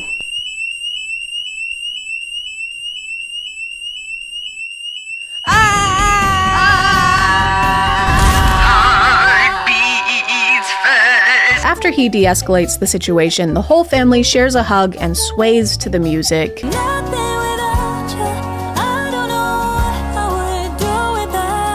And this is so weird. It's so weird and so strange, especially since their kid is involved. One of their categories of videos is to just sit in the car and smash food into each other's faces while their kid sits in the back seat and fake laughs. And songs we all pretend to know.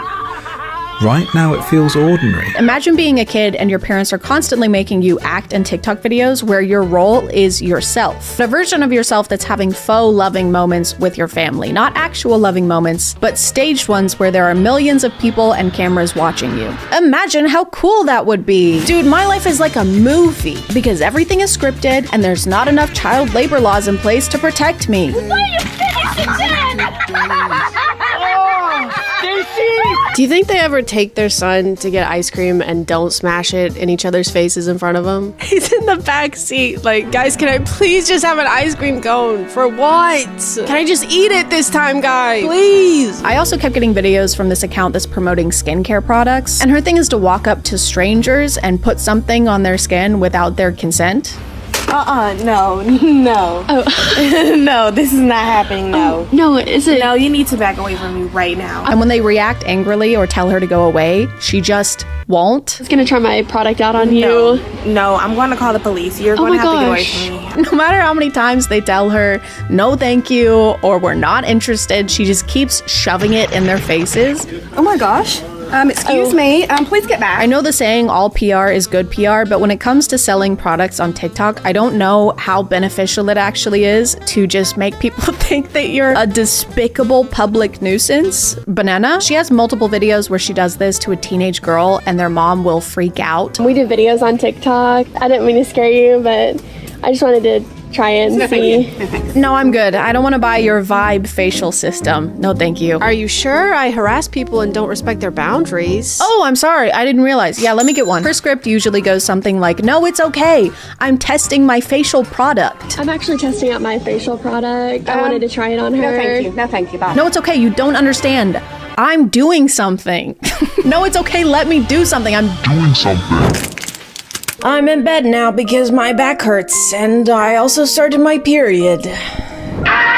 And also, I'm gonna jump off a cliff. She'll also point out people's flaws so she can fix them. I'm sorry, you just have some acne on your face. That is my daughter. She has some acne. I'm sorry. So not only is she pretending to harass people, she's also insulting them. It's like pushy car salesman meets passive-aggressive mom. You want this car? No thanks. Are you sure? It looks like you've gained some weight. What does that have to do with anything? It's energy efficient, unlike you. You look tired. I'm just not wearing makeup. It's got a very spacious cabin, which you're gonna need. Mom. She also goes up to people and sticks this big ass mask on their face. Whoa. Oh my gosh. What are you doing? Oh my gosh. Which has this comically long cord and battery pack attached to it that's just swinging around, hitting everything. Try this.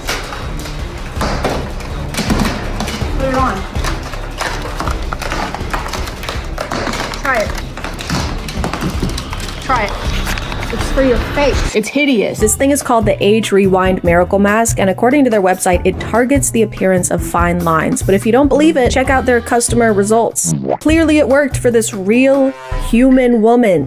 I love this product. I have never looked better. At least it's only $400 and sold out. And this part looks like a ball sack. Another kind of fake video I keep getting are these dumbass promos for no free promo. No free promo. There's this AI app that claims it can find your partner on dating apps using a picture of their face and their name. And the only promotion I ever see for it is through these undisclosed scripted promos that are just pure rage bait. Who are you? I'm my ex-wife. Who are you? Are you one of his Tinder dates? Can we not do this here? Like, wait, you said you weren't married. Look, yeah, no, he's married, and we have 2 kids. Guys, this is a nice place. Can we not? You have kids? Guys, please relax, okay? This is a nice place.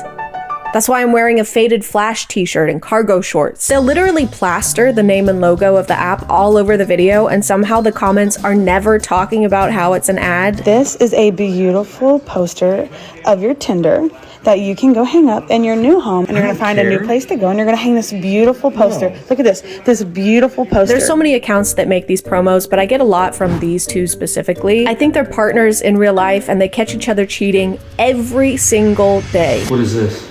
It's your birthday present. I got you cheater cookies. I made those myself. And red flag cupcakes, since you're a walking red flag. Unwrap your present.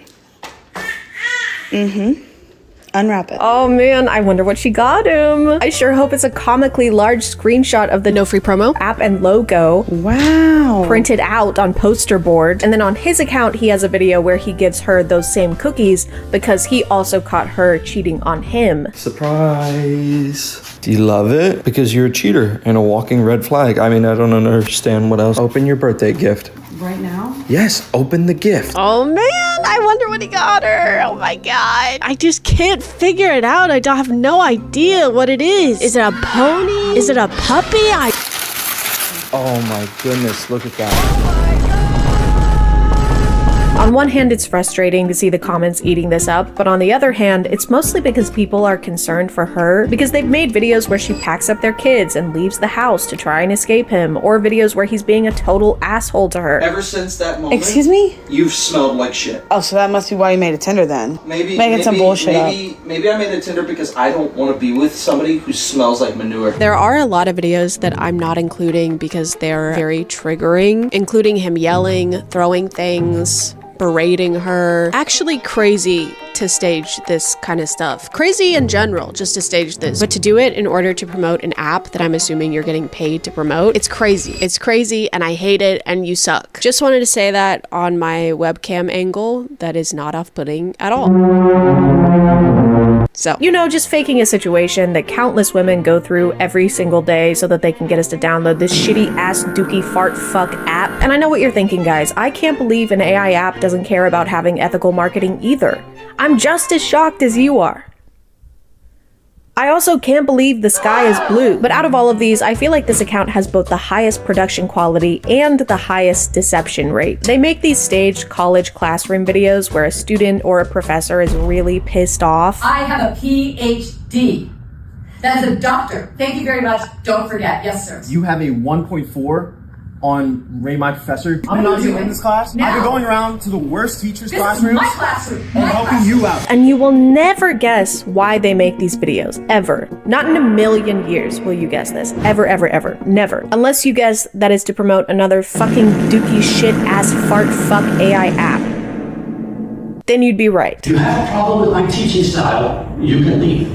Are you kidding me? Because you can't teach and you are literally setting us up for failure. I have to turn to things like Save My GPA that will literally reteach me everything. I upload the entire textbook and then I have to use this, solely this. Because of you, I have to use this AI app that improves my learning efficiency. Here's what it looks like, by the way. Here's where you can download it and check it out. Also, here's my discount code. Use my code too while you're at it. They always stand up to the professor and hashtag own them by bringing up their Rate My Professor score. And the textbook is available at the bookstore and it's going to cost about $500. I have a question. I was just wondering, why do you have a 1.4 on Rate My Professor? Well, I'll tell you what, this is a weed out class. Okay? Dude, this is a weed out class? That's sick. Guys, get your weed out.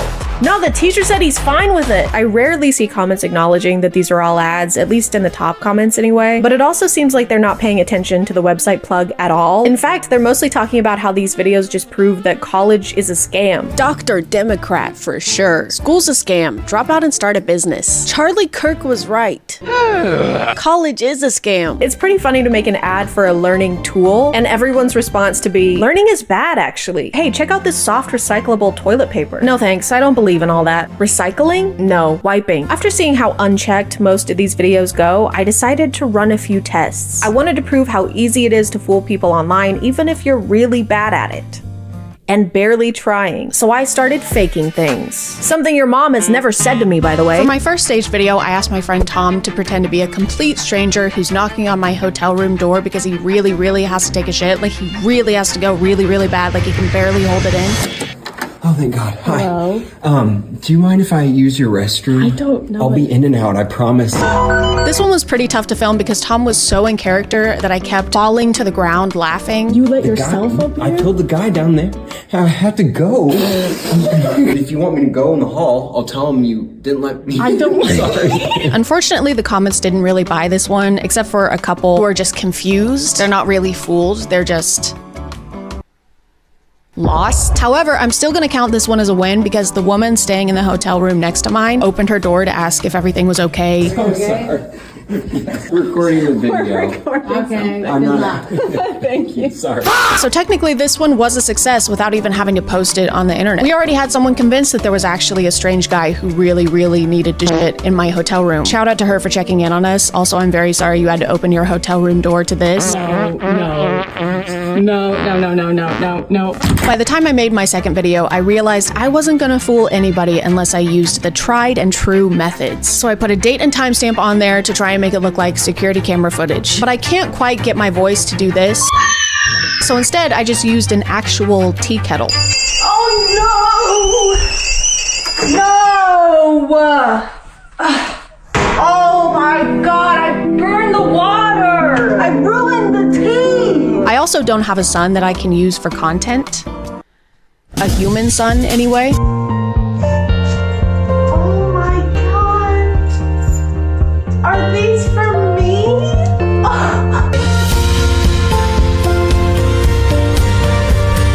I'm also going to count this one as a success because this person commented, I know it's not the point of the video and I'm not here to chastise, but wireless cameras in your home is a huge security risk. Your videos are saved and available to anyone via a data breach, and that's putting aside that the cameras themselves. For my last one, I wanted to dip my toes into the classroom genre of staged content, which was going to take a bit more effort, so I had a brainstorming session with my friends to figure all that out. I had also just finished watching the final season of Stranger Things, but that had little to no effect on anything. I don't understand. Could you say that again in English, please? If this is me, and this is you, That's okay, me. and this is the classroom. I need that later. No one. I don't understand. Are we in a classroom or are we not in a classroom? This is the classroom. Okay. I want this goddamn TikTok's heart on a platter. This is the only way. I think this might just be crazy enough to work. Let's do it.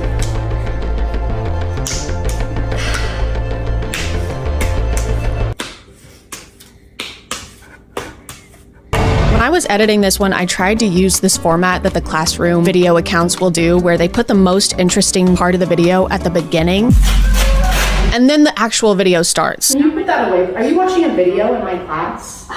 It's a ChadChad video. I have a PDH. Do you understand? You're not listening. None of us like you. And it paid off. Everyone believed this was real.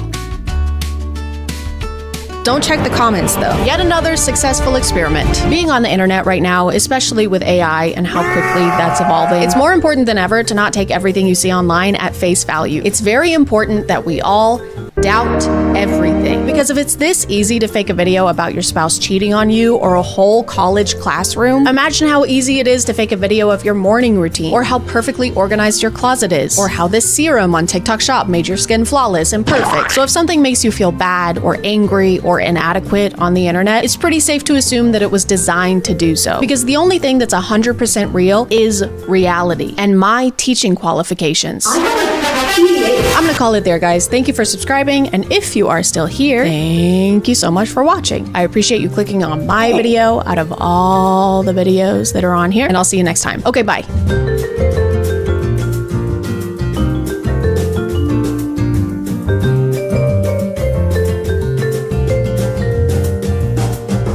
Hey guys, my name is ChadChad. Not really. And to be honest, I've been in a bit of a slump recently. And to get out of those, I usually do stuff like go for a quick run, read a good book, spend quality time with friends. This is the Colorado winner, man. Unfortunately, I've been doom scrolling so much that getting this TikTok is a daily achievement at this point. Join me and let's go take some deep breaths. And you know what they say, with great screen time comes great responsibility to complain about it. So let me tell you about this fucking bullshit that I hate. The vertical show epidemic hit TikTok years ago at this point, and while they're pretty cringy and bad, they're cringy and bad in an endearing way. No matter how nonsensical they get or how many alpha, werewolf, stepbrother, professor, billionaire CEOs they have, they were still created by someone. There were producers, actors, editors, jobs were created, and people got paid. But when you take all of those redeeming qualities away, you get AI vertical show garbage that I don't find endearing in any way. I find it endearing, because we're killing the planet for this. The spoiled tomato is the hidden cherry queen. Just rolls off the tongue, doesn't it? This AI show is about a tomato maid living in a fruit kingdom where everyone around her bullies her all the time. Actually, no, I can't say bullied because that severely minimizes how the other fruit are treating her, so let me rephrase. They are constantly beating the ever-loving pulp out of her.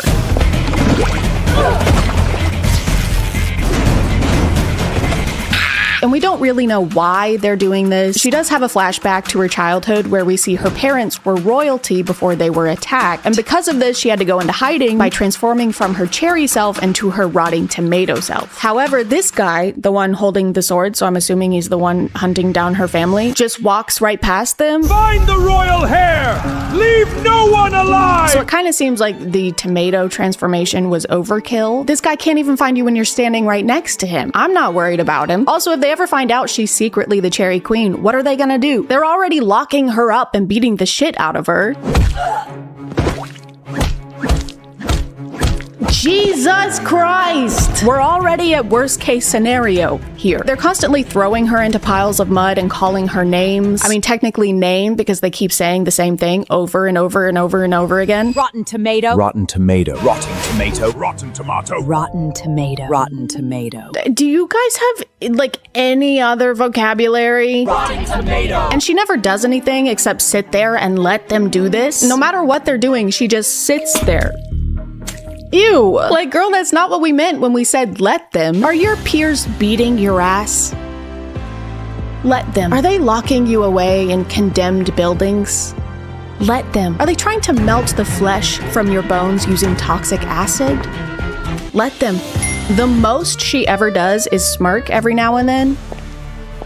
My God, we keep having these close-ups where she's having a badass moment and she goes like this. Girl, stop smirking and do something about it. She just did it again. She belongs in the trash! I mean, I get it. I smirk all the time. While thinking about today's sponsor. This video is sponsored by Chime. As someone who grew up knowing less about money than I did about how to wear anything other than basketball shorts, I thought the most important thing to do with savings was leave them alone. But then I learned the best thing to do is put them somewhere they're gonna make you more money. Like Chime's high yield savings account that earns a 3.75% APY. With a 3.75 APY, which means annual percentage yield and measures how much interest your savings earn, you get in a little over a month what would take a full year with a regular savings account. So if you had $10,000, nice, with Chime's 3.75% APY, you'd make $375 a year instead of the $38-ish you'd make with a regular savings account. Nice. Plus, with the Chime app, you can set savings goals or set a percentage of every paycheck to go straight to savings. And with their roundup feature, you can save money automatically by having your purchases round up to the nearest dollar. So for example, if you bought this mini golf toilet set for $13.37, you just sent 63 cents to your savings account, and you have a Christmas gift for your mother-in-law. So if you want to check them out and make the switch to Chime, just click the link in the description or scan the QR code on screen to go to chime.com/ChadChad. That's chime.com/ChadChad. Thank you to Chime for sponsoring, and let's get back to the video. Her main bully is this strawberry lady, who I think is a princess and also the daughter of this blueberry lady and this blueberry guy, so her mom might have some explaining to do.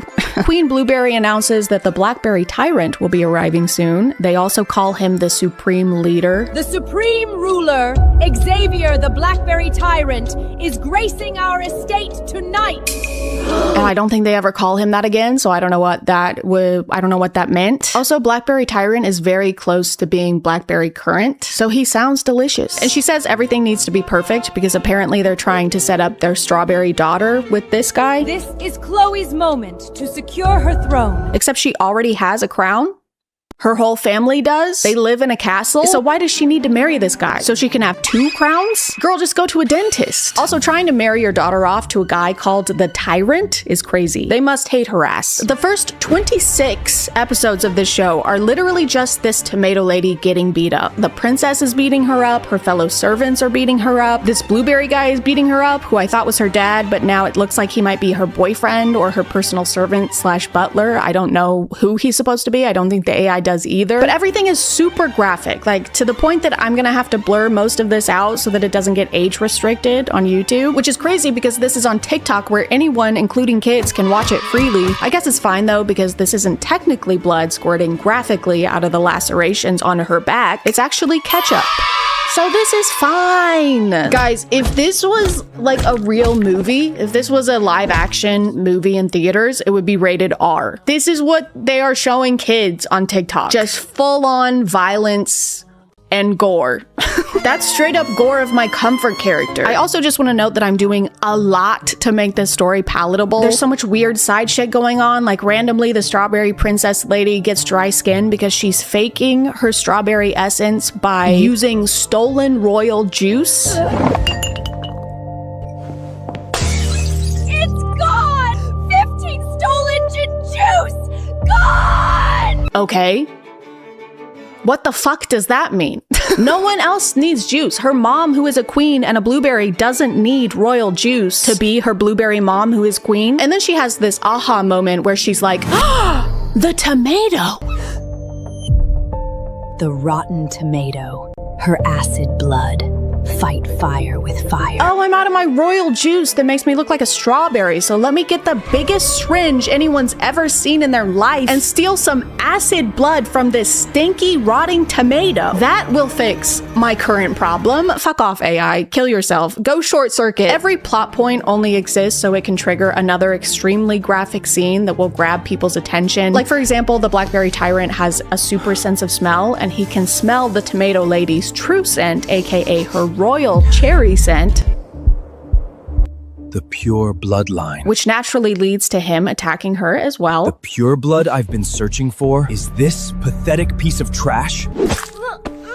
Of course he does. Her love interest, spoiler, sorry, just choked her and crushed her windpipe. Aw, how romantic. What a lovely series that TikTok allows to stay on their platform. Finally, it's time for her to reveal her true form, but right before she does, the Blackberry Tyrant goes up to her and starts making out with her. Ew. Gross, why are these noises happening? He also does this right after she says the words, let go of me. Let go of me!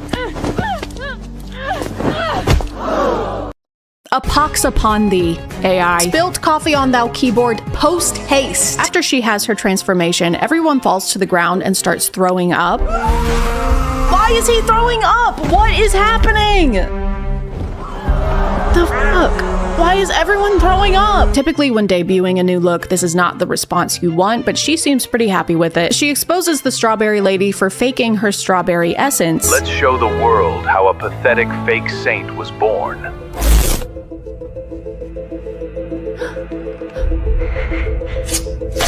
No! Turn it off! That's not me! It's a fake! No, that's not me. That's fake. That's AI. She also exposes her for tax evasion. Tax evasion? No. Illegal water extraction, which is really funny because it's like the AI thought it hadn't been clearly communicated enough to us that this is the villain of the story. It's like it needed to add one more thing, but then it's kind of the least bad thing she's done. She's abused people for years, tortured her servants physically and psychologically, and to top it all off, she didn't file her W-2. And then the show ends with the now Cherry Queen making out with the Blackberry Tyrant even though he just physically attacked her a few episodes ago. My queen, may I brand your fruit now? You are mine now, Tyrant. May I brand your fruit now? Does he mean like put one of those produce stickers on her? Incredible. Incredible. And by incredible, I mean fucking abhorrent. Boo! Tomato, tomato! I mean, cherry, cherry. I don't know why fruit has become the AI character staple, because I think historically characters shaped like fruits and veggies have been made to appeal to kids. And now it feels like the same thing is happening here, except the fruits and veggies are banging each other. You would never see this anywhere except the Wild West of TikTok and Instagram Reels. Like imagine you're watching VeggieTales and then suddenly the potato guy's boobs are out. That would never happen. He doesn't even have boobs. Or a belly button. I also kept getting recommended this show. I keep using air quotes because I'm morally opposed to calling this a show. Revenge of the Pregnant Seahorse is about this seahorse named Sean. There's actually names in this one. Let's go. The bar is in hell. I'm in hell. I'm here too. Sean is married to this seahorse lady who is a millionaire CEO of a company conglomerate conference corporation. Consortiration. Consortiate. Consortition. Consortiation! Fun fact, if you didn't know, male seahorses are actually the ones who get pregnant. They're the ones who give birth. So this story is a modern, fun, not really, take on that whole process, but they go a step further. What if men and women seahorses swapped the rest of their roles? What if men were the ones making lunch for their wives? Aww. And what if women were the ones getting their husbands pregnant and then cheating on them immediately with their best friend? Aww. Unfortunately, Sean's wife is mad at him because he keeps giving birth to girls, and also because the pregnancy has made his stomach droopy, but there's literally zero attempt to explain why she needs him to give birth to a son. Once again, she's the CEO of her company conglomerate consortium, and she controls the entire fortune, so it's not like women aren't allowed to run things in this universe. It's like ChatGPT just had to put misogyny in there somewhere, even though the entire story is about how gender roles are swapped. If anything, she should be getting mad at him for not giving her a daughter yet. They should have a gender reveal party, and when she sees the cake is blue, she gets so angry she smashes the cake in front of their friends and family. if we're going for realism here. Unfortunately, Sean's wife cheats on him with his best friend's seahorse named Ryan, who constantly switches from having an American accent to having a British one. If Ellie finds out my pouch is empty, she'll dump me! I need an heir. A fake one. Why did he just become British? This little bastard will be the Carter family's golden grandson. I will rule that mansion forever. He just had like 3 different voice changes. Sean ends up walking in on them and getting really upset, so naturally she tries to kill him. Don't you dare touch him! Get your filthy hands off me! What the fuck is that ring made out of? Jesus Christ! Sign it and get out of my sight. A divorce? Actually, it's a Dion Cree. She just served him a Dion Cree. Girl, if you're gonna leave him for dead, is it really necessary to also serve him divorce papers? That's just salt in the wound at that point. Of which he has many. He's bleeding out. Okay, so they just fucking killed him. He's dead now. But Sean is rescued by the seahorse version of Master Splinter, who apparently went through this exact same situation before. We share the same scars. I mean, you didn't have to tear your shirt. You could have just taken the shirt off. There's no rush. This guy rehabilitates Sean physically and mentally by teaching him valuable life skills. Get up! Is that all you got? He's learning how to fight. Rework the data. Okay, so he's learning how to trade stocks. He's on his grind. Walk with power. Okay, he's taking etiquette classes. What the fuck? Ah, man, your wife cheated on you with your best friend and tried to kill you? This never would have happened if you knew about the S&P 500. You would have known not to invest in that relationship, idiot. He even helped Sean get plastic surgery. The patient is ready for the pouch microsurgery. No anesthesia, as requested. Why? Cutting away the loose flesh now. Oh, he's getting a mommy makeover. Good for him. By the way, almost all of these AI shows have a habit of sexualizing every single female character. What a shock. Fork found in kitchen. It also has boobs. No matter how small the character's role is, no matter what the character's role is. Almost done with the pouch. Moving to the shoulder wound. Is this even a doctor? She's not wearing appropriate attire. And it's just another way these shows farm views and attention by making sure anytime a woman is on screen, she looks like this. Finally, Sean reemerges in society as the new and improved version of himself that looks exactly the same as he did before. His evil ex-wife doesn't recognize him though, even though he only got plastic surgery on his stomach. So I guess it's just because his aura is so strong now, it's throwing her off. Wait, that guy kind of looks like my ex-husband. So anyway, you gotta buy low, then sell high. Never mind. My ex-husband would never know that. Even though his ex-wife is currently married to his ex-best friend Sean, the British-American guy, she starts trying to woo Sean by sending him 6 sports cars and $10 million. Order the limited edition sports car immediately. And the diamond cufflinks, send them to his address. President Ellie has sent 3 more sports cars. Just throw the keys in the drawer. She also sent a yacht ownership certificate.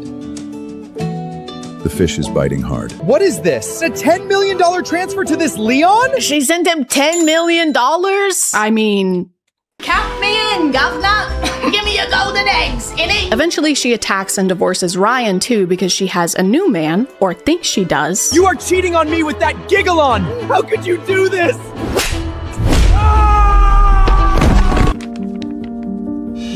Divorced with nothing. He got the official word. And after finally splitting them up, Sean reveals his true identity by showing her his shoulder. This scar. This ring. No, this is impossible. There are no such coincidences in this world. Does it look familiar to you, my dear wife? Yeah, does this random scar that you've never seen healed before look familiar? Does this look more familiar than the same face I've always had? And then he delivers the ultimate badass outro line. My pouch is used to nurture hope, not to hold your cheap charity. You never deserve my warmth. Whoa. That was so sick. I need to see him!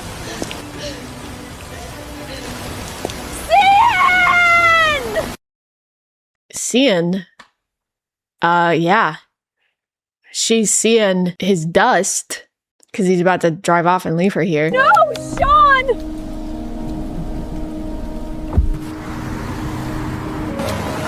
Wow. Doesn't she know that his pouch only nurtures hope and warmth? Cringe. This show is unfortunately one of the many examples of AI using pregnancy for weird, usually fetishy clips. Look, there's another like pregnant tomato over here. This is exactly like Elsagate. We're just cycling through the same shit in different mediums. What are we doing? I've seen pregnant fruit, pregnant seahorse, pregnant pink diamond, pregnant Egyptian god. It's the same algorithm exploits we've seen in the past being carried out by colorful, innocuous characters that we usually associate with entertainment made for kids. Not to mention the straight up sexual content in these videos. I'm going to go slow. Tell me if just do it. He's beautiful. Inside. Did that hurt? No. Again. Press another one, please. More. Nana, more. Put yourself inside me.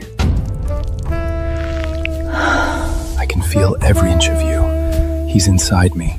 Completely. I'm taking you to the hospital now. Just hang on. Luke, kiss me. Max, get your foot down. I can't see. Damon. It's not even subtle at this point. It's just corn.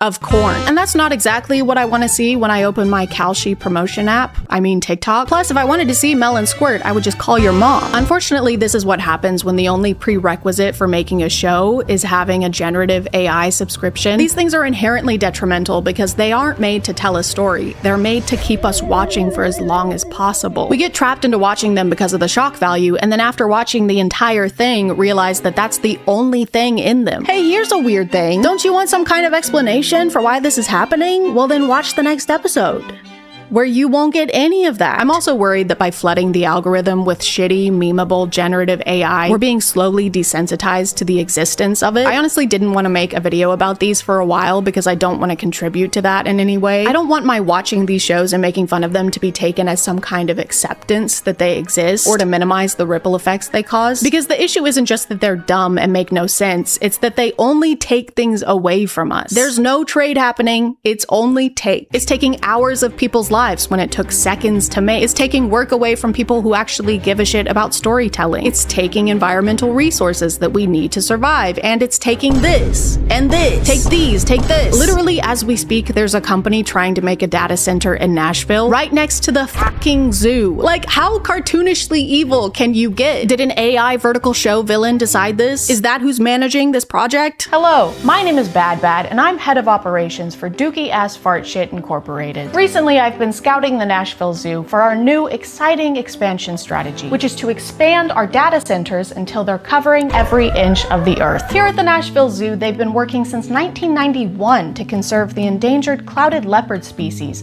and we're hoping to assist in that process by endangering them even more and putting a huge fucking data center right next to their enclosure. Our data centers are loud and proud and emit streams of constant noise pollution that's audible to humans and, even more so, to animals. Because here at Dookie Shit Fart, we pride ourselves in our consideration of environmental impact. Hey guys, if you were a woman in the 1600s, your chances of owning a bank account were about 0%. And your chance of being burned alive at the stake for literally no reason at all was not 0%. We don't need to be history buffs to know that the Salem witch trials were a terrible thing that shouldn't have happened, but I did find out the other day that a lot of the hysteria was thanks to doctors claiming that witchcraft was causing illnesses they couldn't figure out. So it's super comforting to know that medical professionals blaming women for health conditions they don't understand yet is a tradition we've carried on for thousands and thousands of years. But it turns out that's not the only modern parallel we can draw from the Salem witch trials, because we're doing them again. All of it. The whole thing. On TikTok.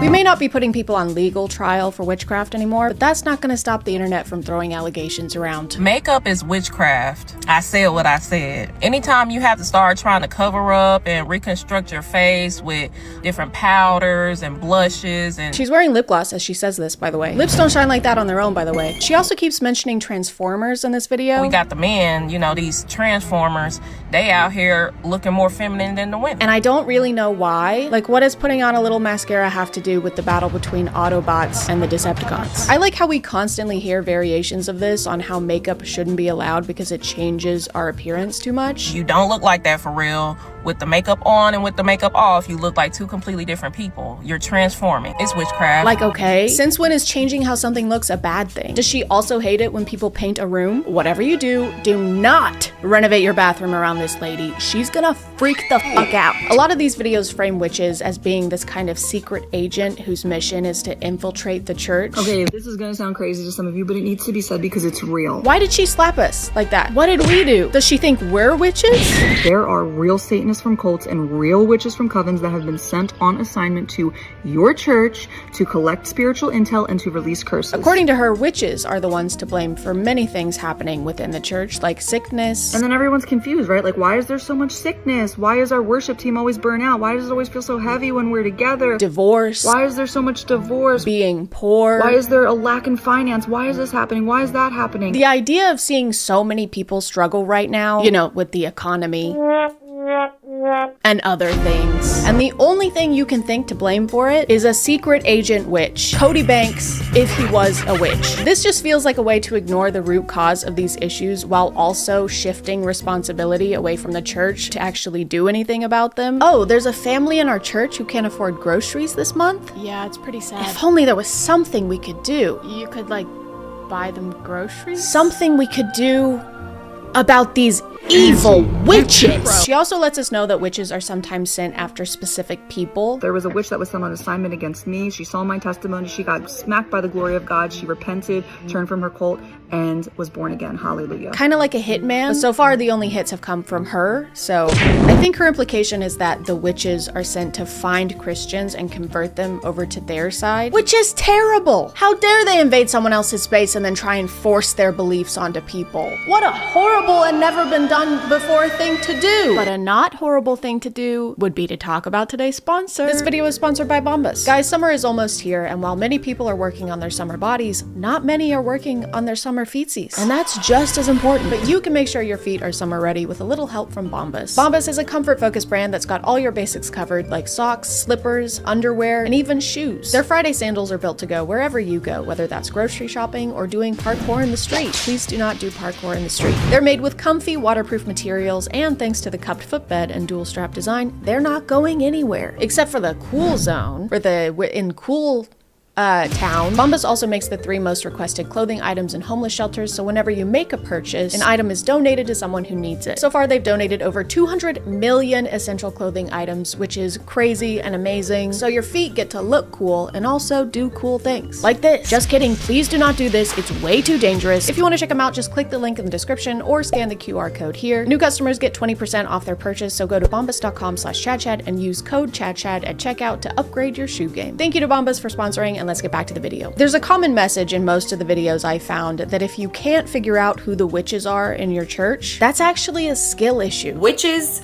are in the church, and guess what they are good at? Deception. Discernment is the #1 thing that is going to reveal if somebody is operating in something other than the spirit of God. They basically say if you can't discern witches from actual Christians in the church, it's because you are a lukewarm Christian and aren't serving God hard enough. Which is exactly what I would say if I was trying to get my entire congregation to distrust each other. Oh, so you love and trust your community? That's actually because you're fucking stupid. There are literally witches serving Satan, and you would know that if you didn't hate God. The word discernment is used a lot in these. It's even considered a spiritual gift. Now, if you have the Holy Spirit, you get to have all the spiritual gifts that are outlined in the Bible. The spiritual gift of discernment, which many Christians in the lukewarm church or the American church today lack in. One that you don't get to have if you're a lukewarm Christian. So you better wear a jacket. Prayer, of course, is another good method to keep the witches at bay. We also should be, as the church, operating in prayer. Corporate prayer. A house that is not built on prayer is honestly set up for failure in one form or another. Probably why prayer is so attacked. I've heard people say this before, that prayer is under attack, and it makes praying sound very action-packed, which is kind of the opposite of what prayer is. And we now lay her to rest in your eternal kingdom. Amen. Who threw that? Me. Witch. Everyone, I'm discerning that this woman is a witch sent to attack this funeral. Well, I also know how to discern. break discern on the ground. Discern this. Apparently you don't even have to be a witch to be practicing witchcraft. Now, sometimes people aren't actively participating in witchcraft and going to church and trying to do all these things. Sometimes they're operating in manipulation and control, which is still witchcraft at its lowest, simplest form. Is control and manipulation. Hang on a second. Are you telling me my ex-husband was a witch? No wonder he was always flying off the handle. The broom handle?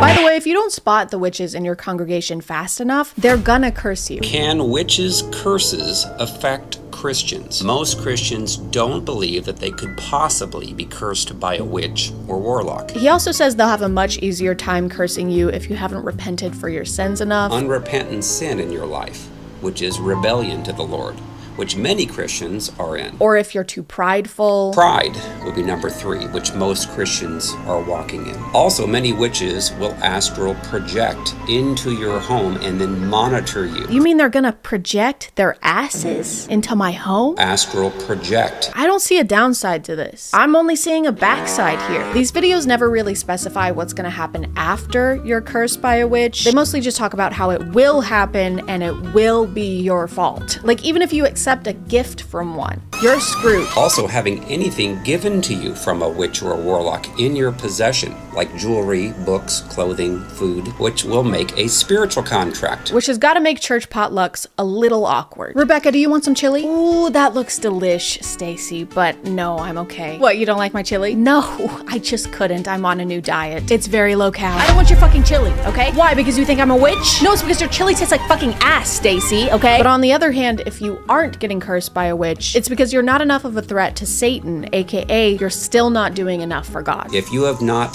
felt any witchcraft, then you're most likely not a threat to Satan's kingdom, and you aren't doing much for God. So it's bad if you get cursed by a witch, but also bad if you don't get cursed by a witch. Damned if I do and damned if I don't. Me, when I'm a beaver and I'm trying to decide to go to work or not, their qualifications for someone being a witch are also so broad that they can be applied to literally anyone. And they're never actually describing someone who practices witchcraft. They're just describing the supernatural Snow White and the Seven Dwarfs version of a witch. What does a witch in the church look like? They will usually dress very conservatively, so you would never guess that they're a witch. Oh, dressing modestly means you're a witch? You mean the thing that the church has been telling women to do since forever? Put some clothes on, whore. Okay.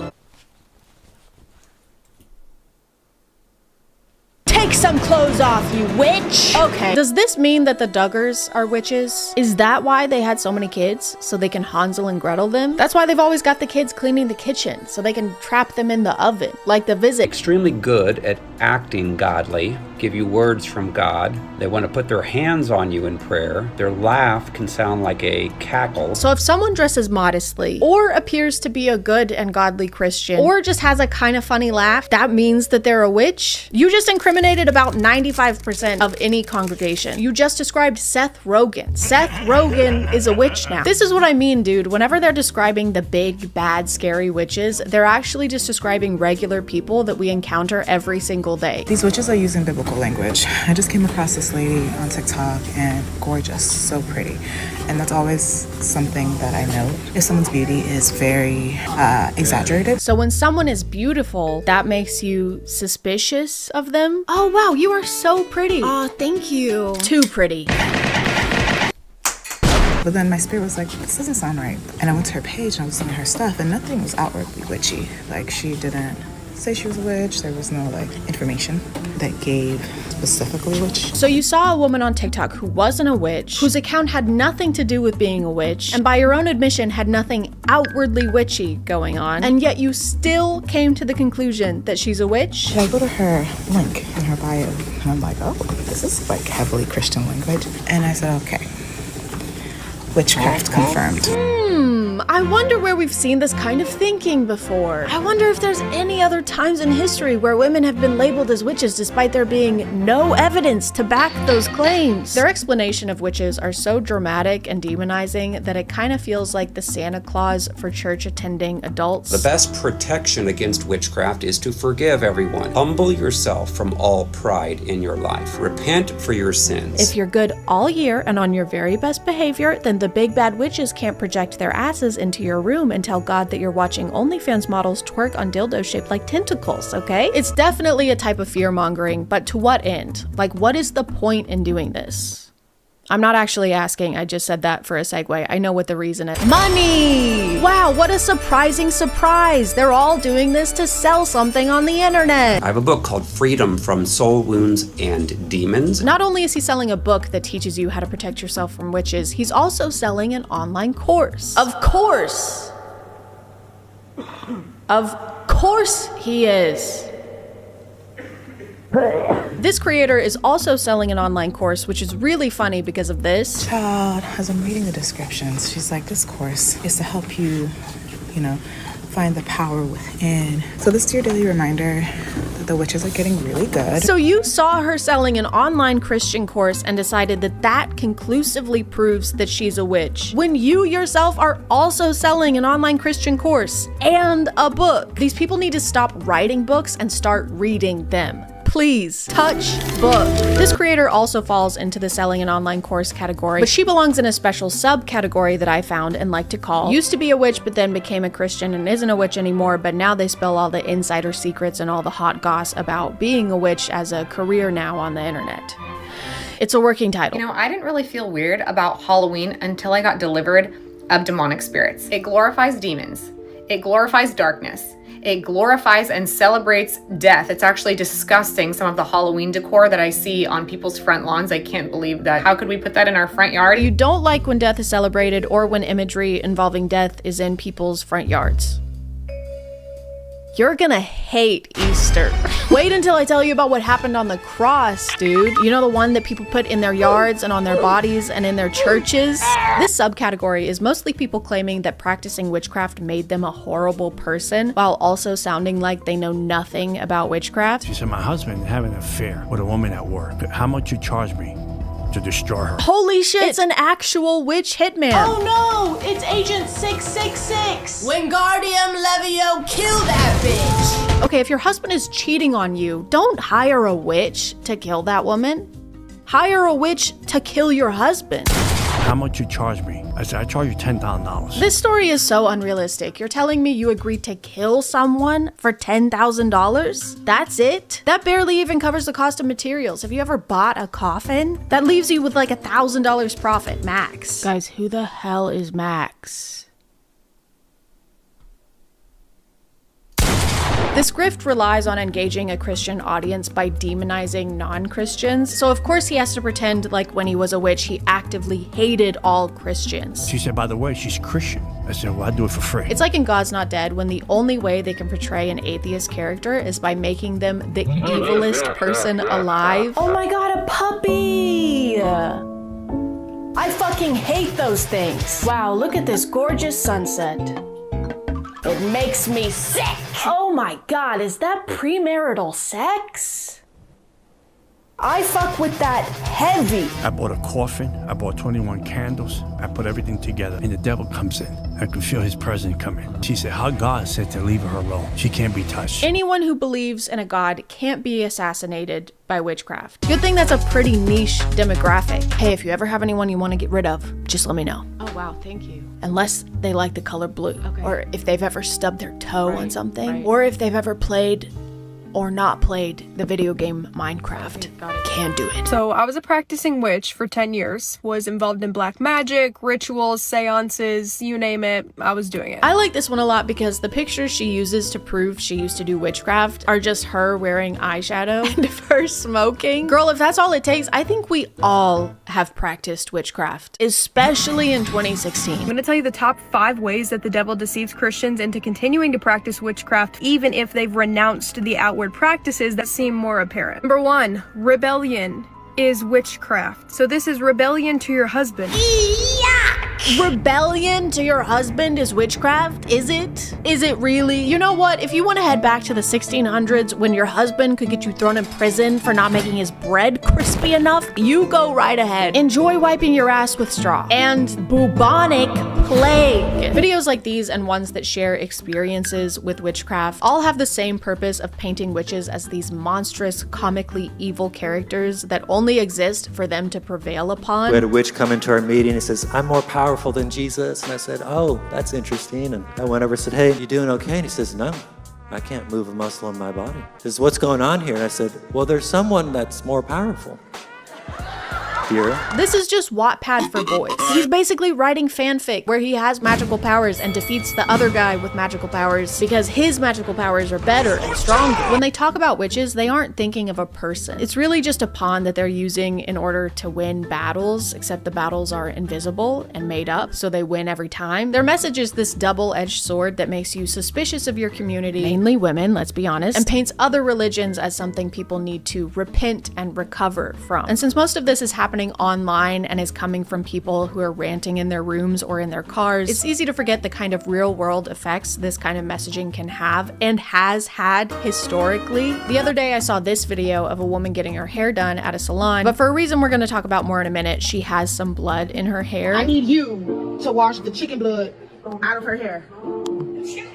Wait, why do you have chicken blood in your hair though? Which is not something that I would personally want to wash out of someone's hair if I was a hairdresser. But these are her friends, they're her regular hairdressers, and they did. They show her transformation at the end and she looks amazing. Her new hair is clearly giving her a confidence boost because she's smiling and she's glowing. So imagine my confusion when I looked in the comments and saw this. In the name of Jesus, I rebuke any negative energy from this video. Witchcraft is real! That was a destiny swap spell for sure. That was 100% a fate swap. She took someone else's life to better hers. I don't know witchcraft, but I know Jesus, and that isn't right. Nobody's talking about how she looks so drained in the beginning of the video, but at the end, she's literally refreshed. You mean like how people go and get their hair done, and then afterwards they look refreshed because they just got their hair done? Let me not start talking about the pasta ritual that some women do. I don't know what that means. Is that like when you go to Olive Garden and you eat the Alfredo tortellini dish, and it's really, really yummy? I like that ritual. That's a good ritual. People on TikTok immediately started labeling her as a witch, saying that this was some kind of witchcraft where she was trying to swap fates with someone. That bitch is a witch. That's witchcraft. That's evil as fuck. But worst of all, claiming that she had cast a spell here that caused the death of her friend's child. The stylist who washed the chicken blood out of her hair,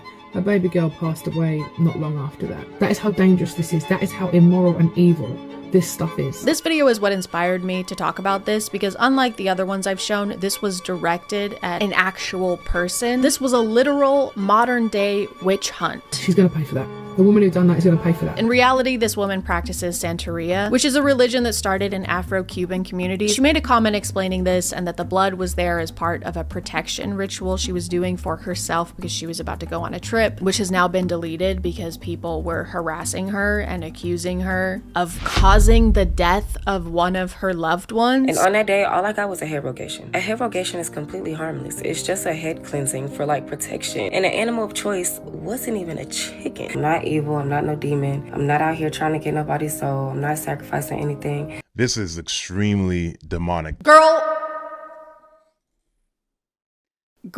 why is everyone acting like they've never seen blood used in any religion? It's literally used routinely in Christianity. Her daughter died the next day. It wasn't the next day, it was months later. This is like saying, oh, I went to church on Sunday and then on Monday, my husband died in a car crash. Clearly it was going to church that made my husband die in a car crash. But still people were commenting stuff like, okay, yeah, it may be part of her religion, but I don't care, there was blood involved. And so if there's blood involved, that makes it bad and scary. And all I have to say to that is, are you fucking dumb?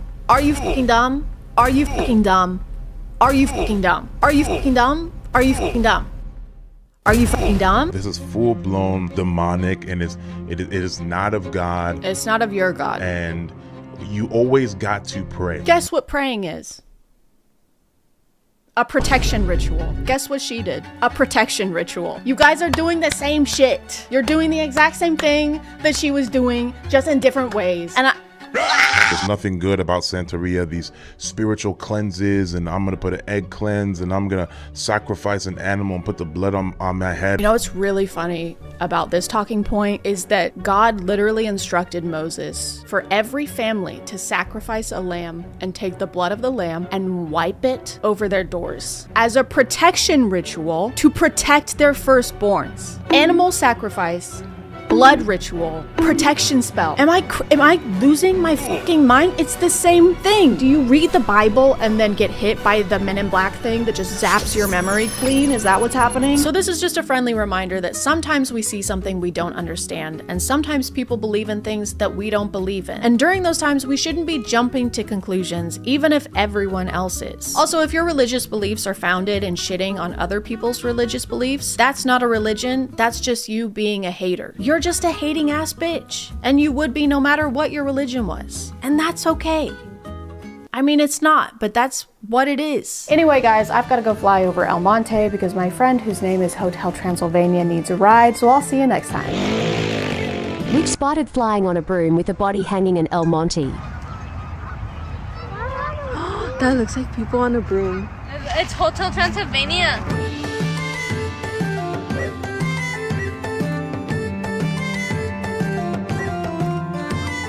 Hey guys, my name is ChadChad. Alpha ChadChad to you. We haven't really checked in on the alphas in a while because in 2021, 2022, there would be a new one spouting the craziest takes you'd ever heard, like women don't have hobbies or you should tan your asshole. But now in 2025, that's just every Instagram reel. That's just every single Instagram reel that you ever see ever. It's kind of like pointing out a cow to your friends when you're driving through the city versus when you're driving through the country. They're not gonna be very surprised. This is a cow farm.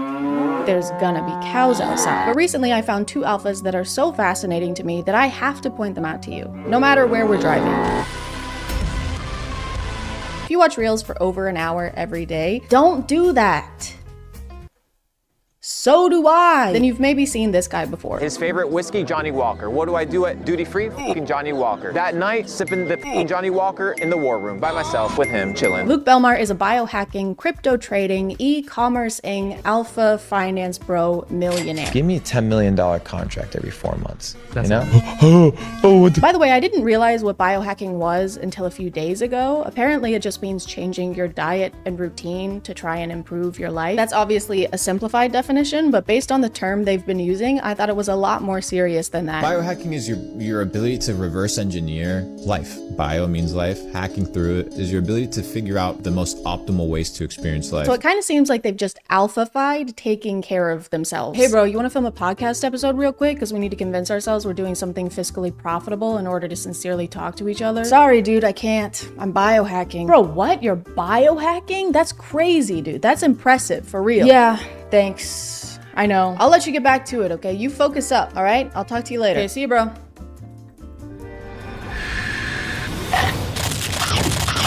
It's actually one of the best apples I've ever fucking had. Luke posts a lot of clips of himself on various podcasts saying things I think are meant to be insightful, but usually make no sense. I think people need to start studying words. You look at a bank, right? What is a bank? River bank. Right. What does the river bank do? It controls the flow. The flow of what? The flow of the current, the currency. If it's controlling the currency, it's also controlling the what? The flow. The flow of what? The cash flow. He's always talking about his success and how much money he has, so he posts a lot of advice to people wanting to become more like him. Wealthy, cool, charismatic. Because those streams were very helpful. Because And a lot of his videos are him explaining how we can start making money just like him. So let's go ahead and dive in. That's foreshadowing for later in the video. It'll make sense later. We'll get to that.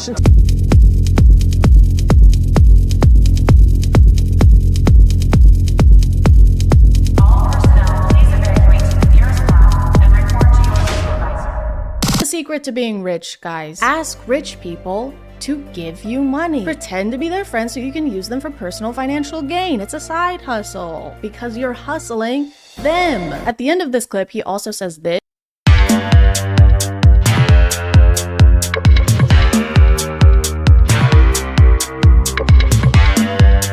Somehow even worse advice. If you guys want to make money, literally just make money. Print it yourself in your garage. It's all about positioning yourself into prison. Don't worry though, this is not the only groundbreaking advice he has for making money. When was the last time you sat down with a blank piece of paper and just like brainstormed? Ever heard of that? Yes, I'm pretty sure they have heard of that. He has so many people listening to him right now. They're hanging on every word he says. And he uses that opportunity to ask if they've ever heard of journaling. I got a problem at the top. Give me 100 solutions for that problem. Oh, I don't know what chill the fuck out. What is going to happen? Relax, G. This isn't going to help anyone become rich alpha bros. So I feel like he must have some kind of other motivation for trying to get them to use paper. Like maybe he secretly works at Dunder Mifflin. When's the last time you took a piece of paper and just appreciated it? When's the last time you ordered 80 boxes of 8x10 in ultra white, tipping your salesman 40%? Ever heard of it? Ever heard of that? Have you ever heard of that? Have you? And while we're at it, have you ever heard of today's sponsor? This video is sponsored by Midas Merge. Midas Merge is a free to download mobile game that you can play on your phone even if you don't have Wi-Fi. You could play it on a flight, you could play it in the woods, or in a basement with really thick walls. In Midas Merge, you team up with King Midas and Queen Leah after the evil goddess Nyx casts her shadow over the gardens of gold. How could she do this? She's so evil. And also, she's hot. Oh no, I hope she doesn't cast her shadow on me. It's up to us to save the gardens of gold and restore them to their shining glory by merging items. Merging these sunbursts will brighten the garden and also free these little creatures from the cages that Nyx has been putting them in. Stop it, Nyx! Put me in a cage instead! You can even merge these cute little creatures and evolve them into higher levels, aka into cooler looking creatures. The more of these creatures you have, the faster you'll be able to save the gardens of gold from the evil goddess of night, who keeps calling me sweetie and also kitten. So we're basically a thing now. If you want to check out Midas Merge, just click the link in the description or use the QR code here, and if you're one of the first 100 people to use my link, you'll get this level 2 turtle named after me. You'll get your very own ChadChad turtle that looks just like me. Just kidding, it doesn't. That would be scary. Thank you to Midas Merge for sponsoring, and let's get back to the video. These haven't really been helpful so far, so let's watch this one, literally called Luke Belmar's Steps to Be Rich. This has got to be what we're looking for. 1. Go get spring water. Don't drink Dasani purified water. It's gonna fuck you up. Water is gonna fuck me up. 2, once you have a little bit of money, start eating super clean, super organic. Understand that the food that you consume has pesticides, has chemicals. Once I have money, which I still don't have because that's what this tutorial is supposed to tell me. Don't use a microwave. Microwave, you're literally cooking your food. Microwave will cook food. Neglect celebrities. Don't give a f celebrities. They're just dirt. Ignore celebrities, even though we're supposed to be making rich friends and they probably won't want to be our friend if we call them dirt and stuff. Yo, drop me a $250,000 wire. He's a dirt pig. For someone who's always talking about the meaning of words, I think people need to start studying words. He seems to not understand the ones in step by step. We still don't know how to get rich like him. This wasn't even unhelpful advice. This was advice for after we've done the thing we needed advice for. What's up, guys? Today I'm going to be showing you how to tie a shoe. This is just a quick step-by-step. As you can see, my shoes are already tied. Go fuck yourself. Don't put food in here, by the way. It'll make it cold. Be careful. Is that Chris Hemsworth? Oi, it's me, Chris Hemsworth. Get the fuck out of here, Chris. I'm gonna beat you up. You're gonna be so Thor tomorrow. I think one of the funniest things about Luke, though, is that he is completely obsessed with the Tain brothers. You know, the convicted human traffickers. You know, some of the worst people on the planet, some of the worst people alive right now. He talks about Andrew's brother Tristan so frequently and with so much excitement that it's like he's a freshman in high school, getting to hang out with the mean, popular seniors. Tristan Tate got us lit on Blue Label Johnny Walker, $250 cigars, $500 cigars, right? What an experience. So we're gonna go hang out with them today again. Dude, the guy did a 5-day fast. First thing how he breaks his fast, cigars and whiskey, and still outruns us. What a G, bro. Dude, this guy starved himself, spent $1,000 on consumable goods, and still trafficked women right after. That guy is sick, dude. In the head, he's fucked up. Your favorite car, bro? The red one, the Aston Martin. Tristan thinks well, guys. Critical thinking, I fucking love it. Hello? Who, Luke? Yeah, he's here. One sec. It's Krispy Kreme. They said they want to offer you a job. They said because you're so good at glazing. He didn't even explain his thought process for why this is his favorite car. He just said the color. He literally just said the color of the car. That didn't even take regular thinking. The red one. Luke reacts to everything Tristan says like Tristan is paying him, which he might be. Yo, drop me a $250,000 wire. Tristan, take piece of dirt. Allegedly, most definitely, allegedly. 1000% for sure, no doubt in my mind, allegedly. It's like Luke is on payroll and he's trying to keep his job. I think we should move this filing cabinet over there. Yes, genius. That's why this guy's in charge. right? No, actually, I hate that spot. That's the worst spot in the building. And I've always thought that. I've always said that. I don't know. Maybe we should move the filing cabinet to my butt? But then it'll be in the way. How will I kiss it? Your butt. How will I hold it and kiss it and make out with it then? It's so crazy whenever people talk about the taints like they're literal gods, because again, they're convicted human traffickers. And second, the least alpha thing you can do is look up to a man. Like, why are you looking up?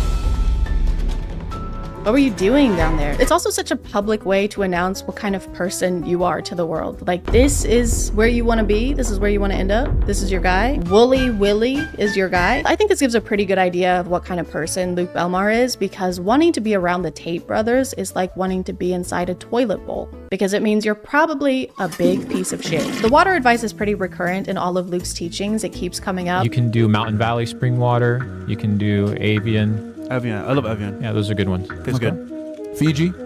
No. He refuses to drink any regular water. It has to be specifically approved brands of bottled water. And he tends to project this mindset onto others around him. Today I went to the dentist and she's like, can you rinse out your mouth? And I'm like, I'm not rinsing out my mouth with this tap water. Even the monkey knows, natural spring water, none of this tap water bullshit, bro. The monkey was drinking the water though. It seemed like it was having a good time until you approached it with the gentleness of a thwomp.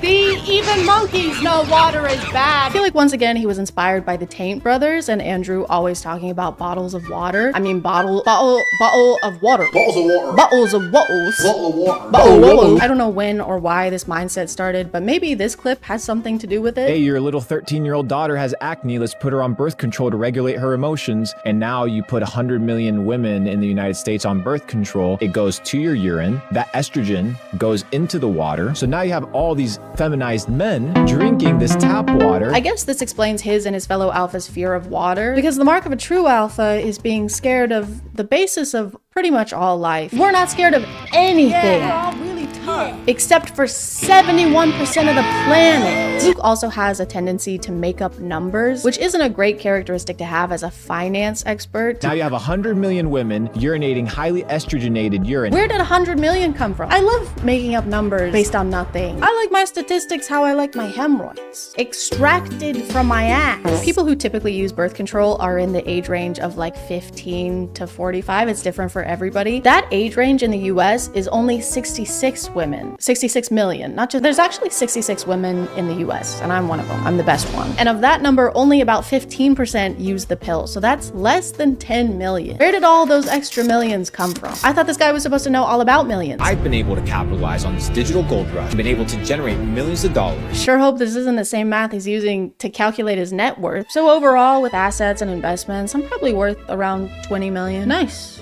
What about liquid? Where? It's actually totally fine that we haven't learned anything of value yet from these videos, because Luke has an online course that he sells. Now I can tell you, as a matter of fact, that there's people your age making an absolute fucking killing online, whether it's through e-commerce, drop shipping, crypto. He has an online course that makes him most, if not all of his income. What? Bones, what is happening? Who could have seen this happening? Why didn't you warn us, Bones? It's technically not just courses he's selling. It's actually a club where you get exclusive opportunities to connect with fellow entrepreneurs, which is something you can do on Instagram. All you have to do is comment the words Capital Club, and I'll send you a private link so that you can tune into this private event. Do you guys think it's private? Sorry guys, I just didn't catch if it was private or not. Could you guys let me know if it was private or not? Here are some examples of the exclusive connections you can make after giving Luke and his entourage up to $15,000. What do you guys do? Full-time trading. Full-time trading? Yeah. What markets? Forex and commodities. Where's my commodity? All right, there you go. Connect. All right, doesn't matter. Connect. Connect. Doesn't matter. Connect. Connect.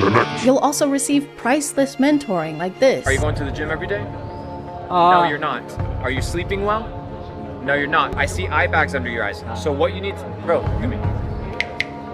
Look at me. First of all. Good thing this is inspirational, right? Otherwise, it would just seem like he's making fun of this person's appearance. I see eye bags under your eyes. Do you work out? Don't answer. I know you don't. Do you wash your face? No. Your pores are like craters. What am I looking at? I can't tell if I'm looking at skin or the surface of the moon. Look at me. Look at me. Look at me. I slept with your mom. Okay? Now that we've mastered the financial aspect of alphafication, Give me a $10 million contract. let's move on to the physical one by learning from our next alpha, Ashton Hall. He can run very, very fast for undisclosed distances. He can dive into water. He can dive his face into water. Ashton Hall is a daily routine influencer who shows himself throughout the day as he gets ready to go places and then does things at those places.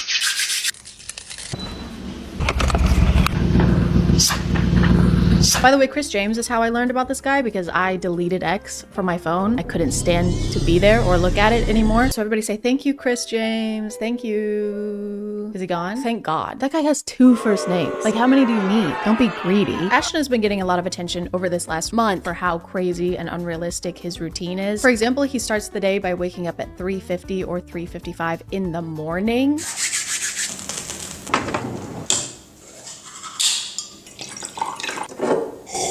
And there's really no reason to do that. The sun's not out, so you can't see anything. Businesses aren't open, so you can't go anywhere. The worms aren't even awake, so he can't even get one of those even. I'm a little biased though, because I hate early risers. I don't mean I hate rising early. I mean I hate people who rise early. The people that I know who wake up absurdly early in the morning only do it so they can tell me about it. Obviously, if your schedule demands it, that's different, but I hate when people act like waking up early is a productive achievement in and of itself. You're just waking up at a different time. That doesn't mean that it's a better time, especially if you're like Ashton Hall and went to bed at 7 p.m.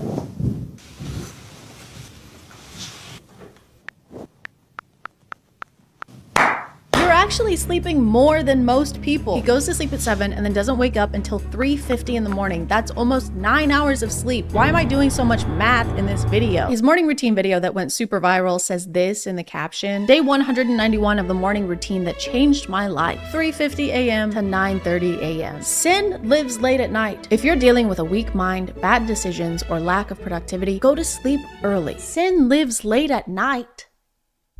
It's still night when you wake up. Sin is still around. He says variations of this phrase a lot. Brother, what do you mean, how do I wake up at 3:50 a.m.? Listen, I go to sleep early because temptation lives late at night. But if your willpower goes away the second the sun goes down, you probably have really weak willpower. You're still the same person no matter what time it is. So if you're making bad decisions, you can still do that during the day. Hey, you want to be in this 70-person orgy with us? There is nothing I'd like more. Sure. Yeah. I can't even begin to express how much I want to do this and how long I've wanted to do this and how much I appreciate you asking me and including me in this. What time is it? It's 5 a.m. I can't do this. But you just said you were gonna— I'm not that person anymore. It was 10 seconds ago. Ashton spends the rest of his mornings doing various things between each round of putting his face into ice water. Dipping his face into ice water is kind of like his checkpoint throughout the day. And he only does it with this specific brand of bottled water. He doesn't use tap water.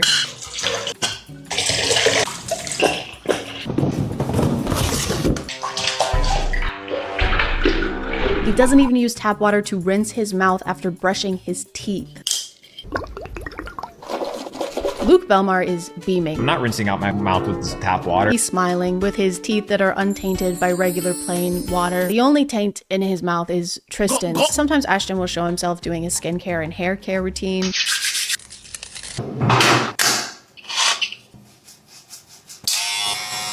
Hey, do you want it to grow or not? These two things just canceled each other out. I'm getting mixed signals. He just row gained and then row lost. He also uses Sensodyne toothpaste, and there's nothing wrong with that. I just feel like maybe his teeth would be less sensitive if he didn't constantly expose them to iced water. After Ashton is done waking up in the mornings, he usually goes onto his balcony to drink more water. My favorite part of this is when he squats after finishing his push-ups to drink more water, because the wind moves his pant legs around, but when I first saw it, I just thought his legs were shaking. Yep, just finished doing push-ups for 16 minutes straight. That is actually literally gonna make my legs hurt tomorrow. One of the weird things about Ashton's content is how his wife is included in it. Actually, it doesn't even feel right to use the word included because she's not included. It's just her hands. She doesn't have a name or a face. She's literally just a pair of hands. Usually when other people show up in his videos, they're actually shown.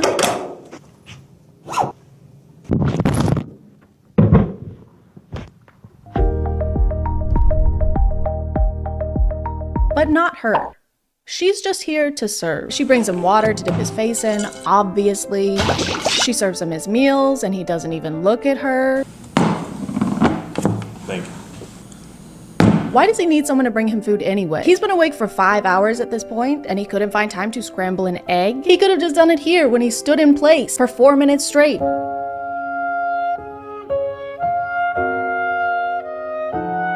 He could have just stood in front of an oven instead, or a stove. I mean, can you cook eggs in an oven? I don't know. My wife makes them for me. His wife's hands also pick up his messes. They clean up after him. She cuts up his bananas so he doesn't have to eat them the gay way.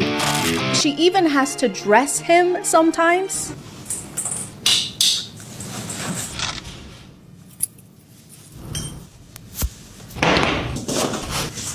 Thank you.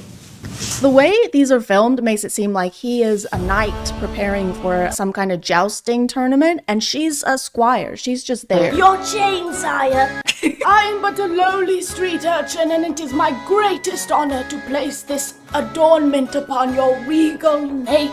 Break a leg, break both, I fucking hate you. And this is definitely intentional. He definitely wants to come across as if he is basically royalty, with people escorting him places and carrying his stuff for him. He even has his wife draw him a bath.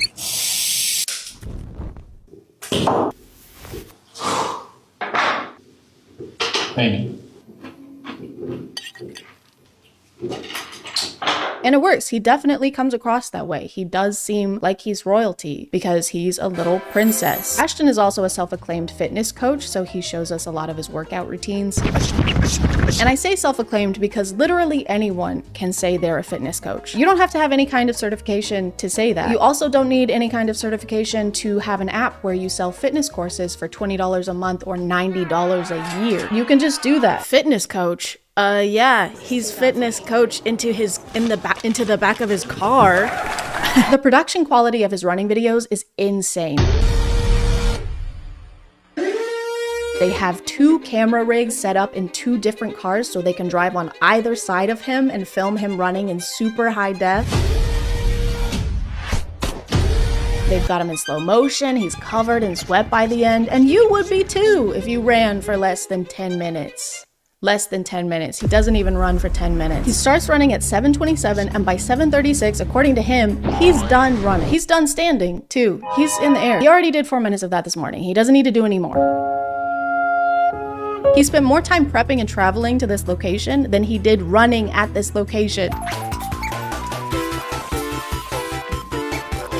He could have just run down the stairs at his building instead of taking the elevator and saved himself like an hour and a half.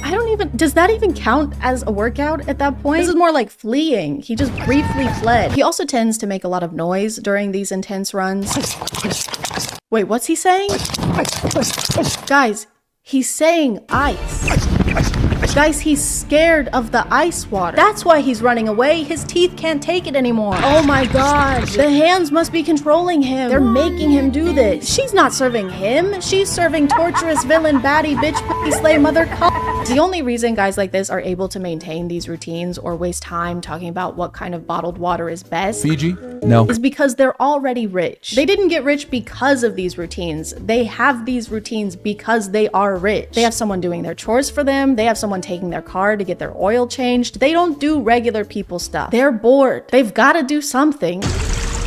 Just make sure you're not comparing yourself and the things you're doing to these optimized alphas or anyone online who seems like they have a productively maximized routine. Because first of all, there's no such thing as a perfect routine. We have butt cheeks. It's not that serious. And second of all, they're easy to fake. Even I could fake the perfect routine if I just took everything I've learned from Ashton and Luke today and combined them. And I'm gonna do that right now.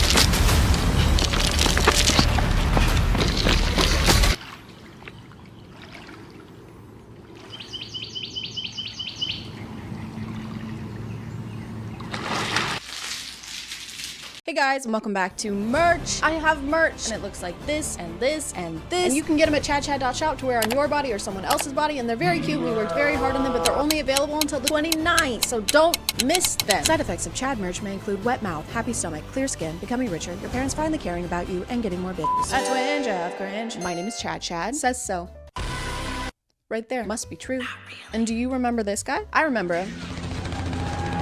I remember this guy. I talked about this TikToker a couple years ago when he was posting videos complaining about how hard it is to find someone to date because everyone is either taken, not looking for anything serious, or is 14 years old. Is that a frequent problem you're running into? Does that happen regularly to you? Other than that, I just remember him posting thirst traps with women and always having a belt. Sometimes he would wear the belt. Sometimes he would take off the belt. Because I guess when he takes off his belt, it's hot. But when I take off mine, it's what are you doing? And you're gonna fall off the roller coaster. Make up your mind. You're so up and down. We're going in circles. But I was scrolling on Twitter the other day, and who do I see? Him. It's him. He's back. So now he's kind of changed his content a little bit. Now he fingers food.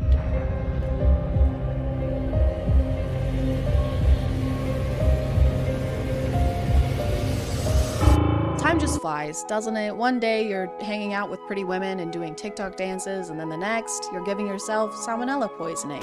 Salmonella or salmonella? All I know is it makes you poop a lot. It makes you poop a bunch of times all over the place. You don't want it. That's all I know about it. You don't want it. You can't put your fingers into your mouth after they were just inside an uncooked chicken, okay? When they said raw dogging, they didn't mean your partner actually needs to be raw. It's just a saying. While he's preparing the chicken, he ties its wings together with what looks like a hair tie. Not just its legs, which you're supposed to do. I think it's called a truss, but the wings too. And I'm pretty sure there's no reason to do that. I don't know much about preparing a chicken, but I did consult an expert, which means that I'm right. Just agree with everything that I say, okay? All right. So in your professional opinion, you're not supposed to, if the truss is only supposed to go on the feet, not the wings, it's just the legs. That's correct. In his older videos, he would use hair ties to put women's hands together in a seductive kind of way. So I guess he just likes tying chicks up, which in this case kind of feels like adding insult to injury, because imagine dying not just so you can be cooked like this, but also subjected to BDSM. Wow, this looks delicious. Thank you.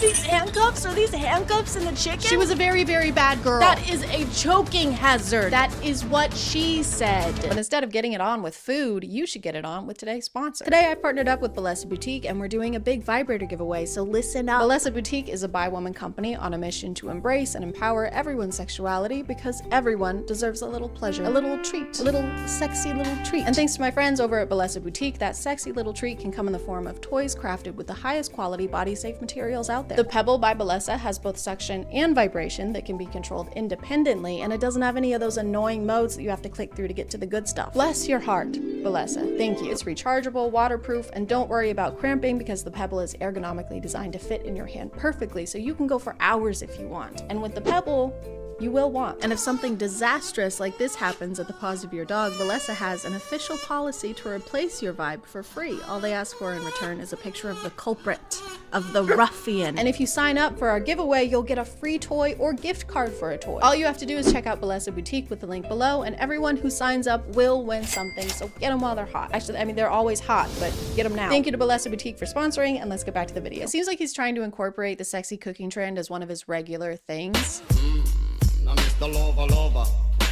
Girl. Which is just something that we do not need more of. That trend is becoming such an epidemic that it's actually making me a misogynist. I agree. Women belong in the kitchen, not men. Do not let them in there. Do not let them cook. He does your typical moves like mixing things with his hands or slapping dough, but he adds a personal touch by using his fingers to mix egg whites and then showing them to us and pulling them apart.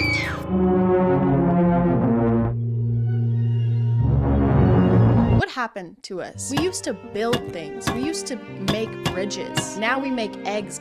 Is this your legacy? Is this how you want to be remembered? Grandma, show us a picture of Grandpa. Here he is. We were all so proud of him. Wow. And here he is after the discharge. Grandpa was in the army? No, he was not. He also has this new kind of theme where instead of having as many women in his videos, he leans into being single to make a crepe. Even the crepe is uncomfortable. I'm made of dough.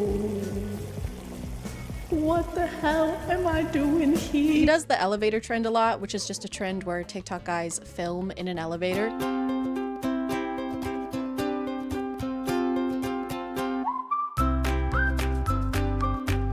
I don't know why they collectively decided that elevators are mysterious and make you look cool, but the ones in LA must have way better lighting, because if I did this trend here in Tennessee, it would be like...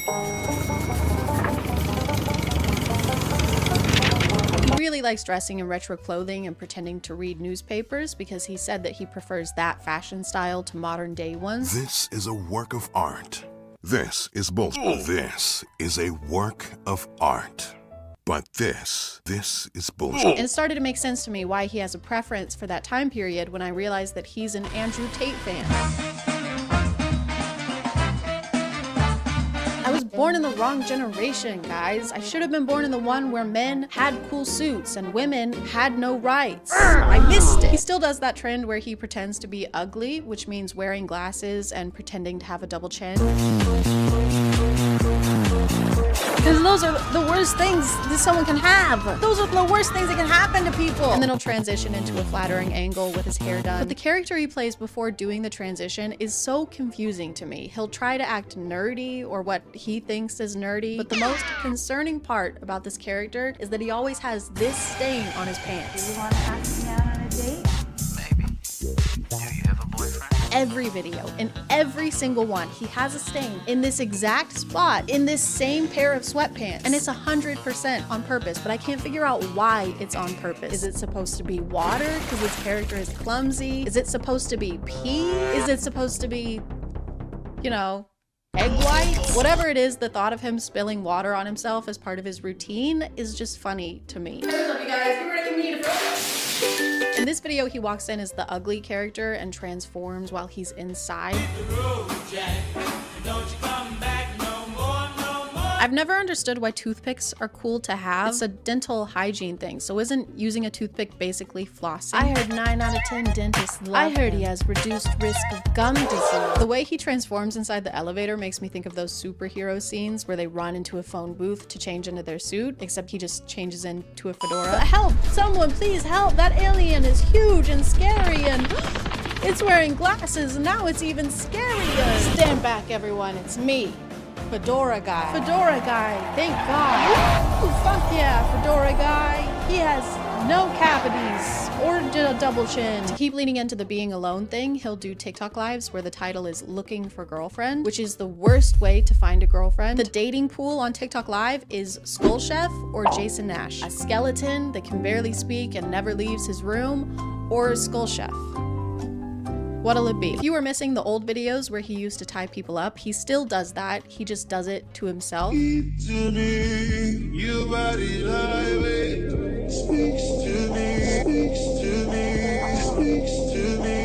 don't know if it's just supposed to be hot or if it's like a tutorial kind of thing to do to yourself when you're alone. Doesn't seem like it would be as much fun. It's kind of famously something that you need another person for.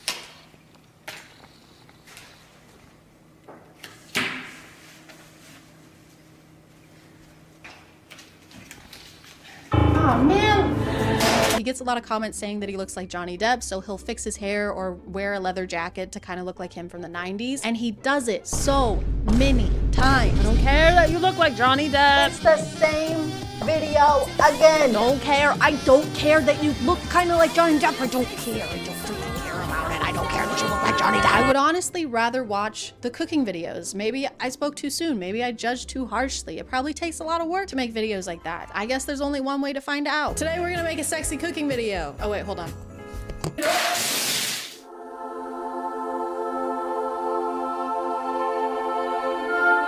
Today we're cooking an old family recipe. We're gonna bust this thing open. Step 1, massage icing pack. Do I cut a hole in the corner of this? Do I cut a hole in the corner of this? Insert the back panel of the house into the canal. I'll insert I'm gonna put it in the canal. I said I'm gonna put it in the canal. This is probably wrong. This feels wrong. This feels so wrong. No. Dry. This is taking too long. Oh my God. Whoever architected this was a freaking moron. We're gonna put the shingles on now.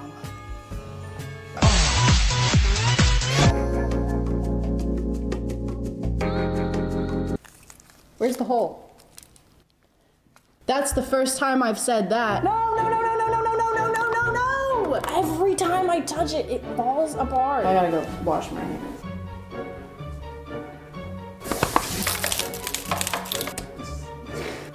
No, it looks good. It looks good. It looks good.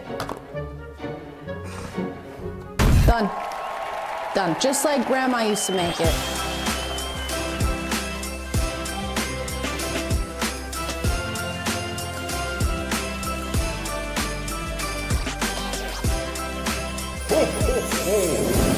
I'm gonna call it there, guys. Thank you for subscribing, and if you are still here, thank you so much for watching. I appreciate you clicking on my video out of all the videos that are on here, and I'll see you next time. And thank you again to Blessed Boutique for sponsoring this video. Be sure to click the link below to sign up for the giveaway and win a toy or toy gift card. Okay, thank you, love you, bye.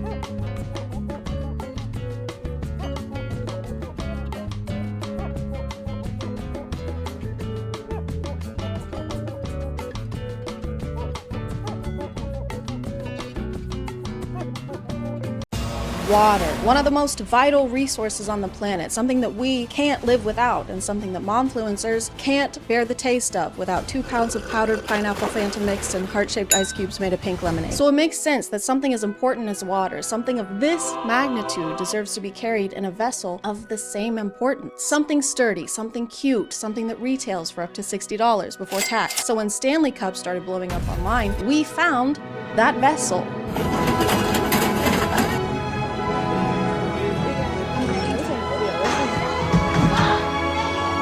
For the past year or so, I had never really heard of Stanley Cups, and if you still haven't, Stanley Cups are to Hydro Flasks what Hydro Flasks are to Yeti Cups. I feel like I need to have something in my hand. I can't do this without something in my hand. Oh, perfect. Look at him. Aww, bestie. Every few years or so, there's a new water bottle brand that everybody wants for Christmas, and if you don't have it, you're a loser. Oh, so you just want to drink water and you don't care about how on trend the container holding it is? That is so thirsty. Like all the brands before, Stanley makes water bottles, but their bottles have a little handle on the side, a little thing to grip, so that you can finally handle the grippy. But what people can't handle is Stanley's Valentine's Day collaboration with the poo-poo head company known as Starbucks. The limited edition cups were hot pink instead of Stanley's usual collection, which only has light pink, and we don't want that. We want our grippies hot and pink. To put it simply, people have been losing their gourds over these cups. The release of these cups was like Black Friday for people who know all the lyrics to Lavender Haze. This was the most chaotic thing to happen in like 2 days, which isn't a long time, but this year has been crazy, okay? Gypsy Rose's husband has a big titty. And that's something I know now. There were literally people camping out in Target parking lots at 3, 4 in the morning, just waiting for them to open so that they could storm the display like they were in the battle at Helm's Deep. There was one person who fell mid-sprint and no one even checked on her. No one cared. They all just turned on her. One of you will betray me come the morn. No, we would never do that. I would never ever do that for only 30 pieces of silver and a hot pink Stanley Cup. They made a pink one? Well, hang on. I mean, why wait until morning? Guys, he's in here. No, wait, that's not. Sorry, man, they're BPA free. Yeah, come on, don't be cross. Judas. But someone who would never betray you is today's sponsor. This video is sponsored by Care Up. One of the reasons I've never been able to keep up with a vitamin routine is all the time you have to put into finding each individual one. You get one here and one there, and then when they run out, you have to do it again. Well, not anymore, you don't, because Care Up offers a curated vitamin routine based off your specific goals and lifestyle. You take a quiz for a few minutes, and Care Up sends your specialized products every month in a counter-friendly box with your daily vitamins already zipped in this little bag, so you literally just have to grab it and go. It makes it way easier to take them every day, but if you need an extra reminder, just download their free app where you can set up and track your routine goals, whether it's getting enough protein or going outside. Yeah, that's right. Go touch grass. Based on my quiz, I've been taking iron and keratin because my hair still hasn't forgiven me for last year. I've also been trying this collagen because my skin gets way worse in the winter. But this stuff is great. It's unflavored, and I mean actually unflavored, so I can just mix it into water and then ta-da! Take that, Winter. Checkmate. If you want to check them out, just use the QR code here or click the link in the description and use code ChadChad for 50% off your first order at Care Of. Thank you to Care Of for sponsoring, and let's get back to the video. The funny thing about people running through Target like this is that I can almost guarantee that every one of them already has a Stanley Cup. There are people who collect Stanley Cups like Pokemon cards. I've talked a little about skincare on TikTok and how people will have ridiculous amounts of skincare products that no one person would ever need. Some people do the same thing with Stanley Cups. They'll have cabinets dedicated to Stanley Cups or walls with shelves crammed full of them in every possible color to go with their different outfits. There are at least 32 cups in this picture. One person does not need that many cups. I've heard 2 girls only need 1 cup. I heard that somewhere. The Valentine's Day tumblers were $45 and they had other ones for less money, like the shorter ones, but nobody cares about those for some reason. No one cares about the short kings, even in drinkware. Shame on y'all. After all this crazy stuff went down, Target had to start making systems to try and avoid the chaos. In a lot of videos, they sell out in literal minutes.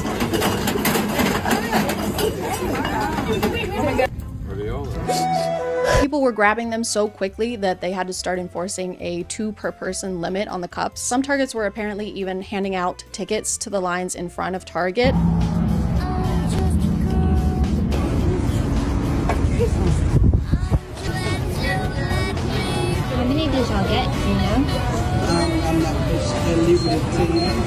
And if you didn't get handed a ticket, you can't buy a cup. Like, there's no point in you even going to the display if you don't have this ticket. You basically have to win the lottery to buy one of these cups. Actually, it's not even like winning the lottery. It's like having to win a lottery just to be able to buy a ticket to win the lottery. Hey man, how's it going? Can I get the Powerball? You got a ticket? Not yet. No, it's the Powerball. You gotta have a ticket to buy a ticket, okay? I don't care how powerful your balls are. Some stores had cops guarding the display, and you might be thinking that's kind of overkill. It's not like anyone's doing anything illegal. Think again. Think twice. Think.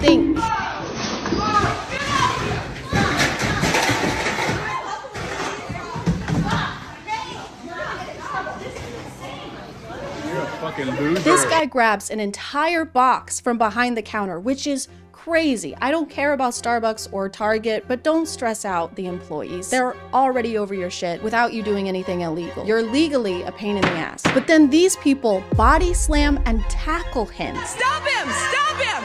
Stop him! Stop him! Yeah, stop him! Everyone rallied together over this box of Stanley Cups like their lives depended on it. I've seen less of a Samaritan response during anything else. Oh my god, that man is stealing a box of Stanley Cups. He's stealing Stanley Cups. What? No, it's a baby. I'm stealing a baby. Oh, thank God. I thought he was doing something really bad. Come on, I'm a kidnapper, not a monster. Goo goo gaga. Goo goo goo. Gaga ga. And after this whole struggle, it looks like there's only 1 cup in this box. No, it's okay. We're gonna call law enforcement. He just 1v12'd these people for 1 piece of drinkware. And I understand being excited about something that's limited edition. People do it with video games and collectibles all the time. But we're talking about reusable water bottles. It helps the environment because you only need 1, like a cast iron skillet or underwear. But some people like to kill 2 birds with 1 stone, or all birds with 1 environmental crisis, and use both.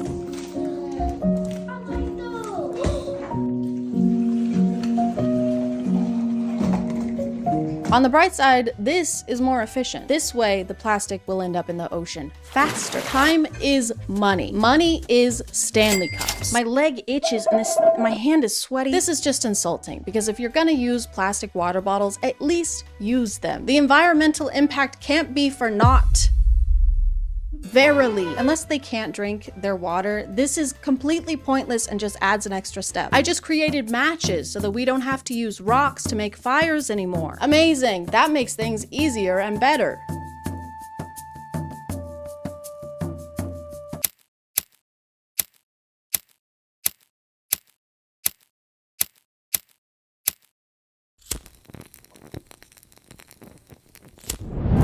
That was way easier. So convenient, right? I know they want the aesthetic, so that's why they have to pour the water into the Stanley, but it's also so they can use the Stanley bowl attachment thing.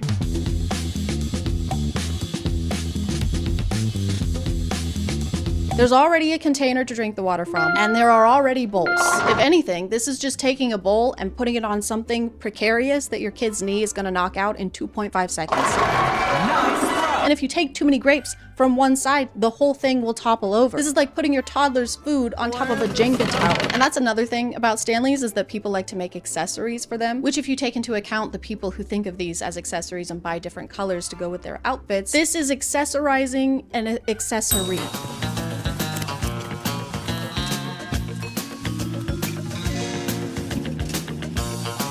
You can accessorize your Stanley with a little tiny Stanley. This is for when your friend who is a mouse is a little parched. You can give it to him, but do not, for the love of God, do not give him a cookie. Don't even get me fucking started. There's also the Amazon must-have TikTok specifically for Stanley cups. Amazon Stanley must-haves. First up is this silicone boot that serves as a cushion cover for the bottom. It comes in 2 sizes for the 30 ounce or 40 ounce with a custom fit that helps prevent dents and scratches. She says it's to prevent dents and scratches, but are these denting surfaces when you set them down? No wonder they're so expensive. They're made out of vibranium. He's right behind me, isn't he?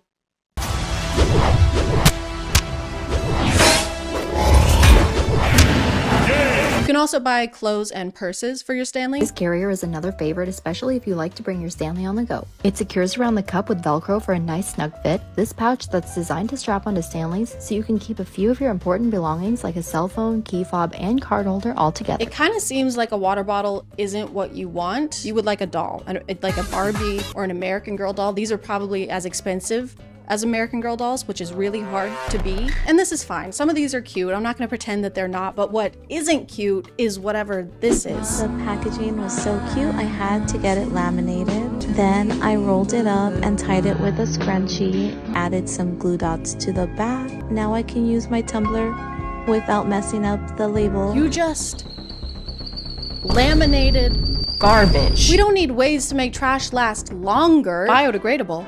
That's for betas. That's why in 2024, I'll be making garbage immortal. Vote for me, and the only degrading you'll see is in the bedroom and your quality of life.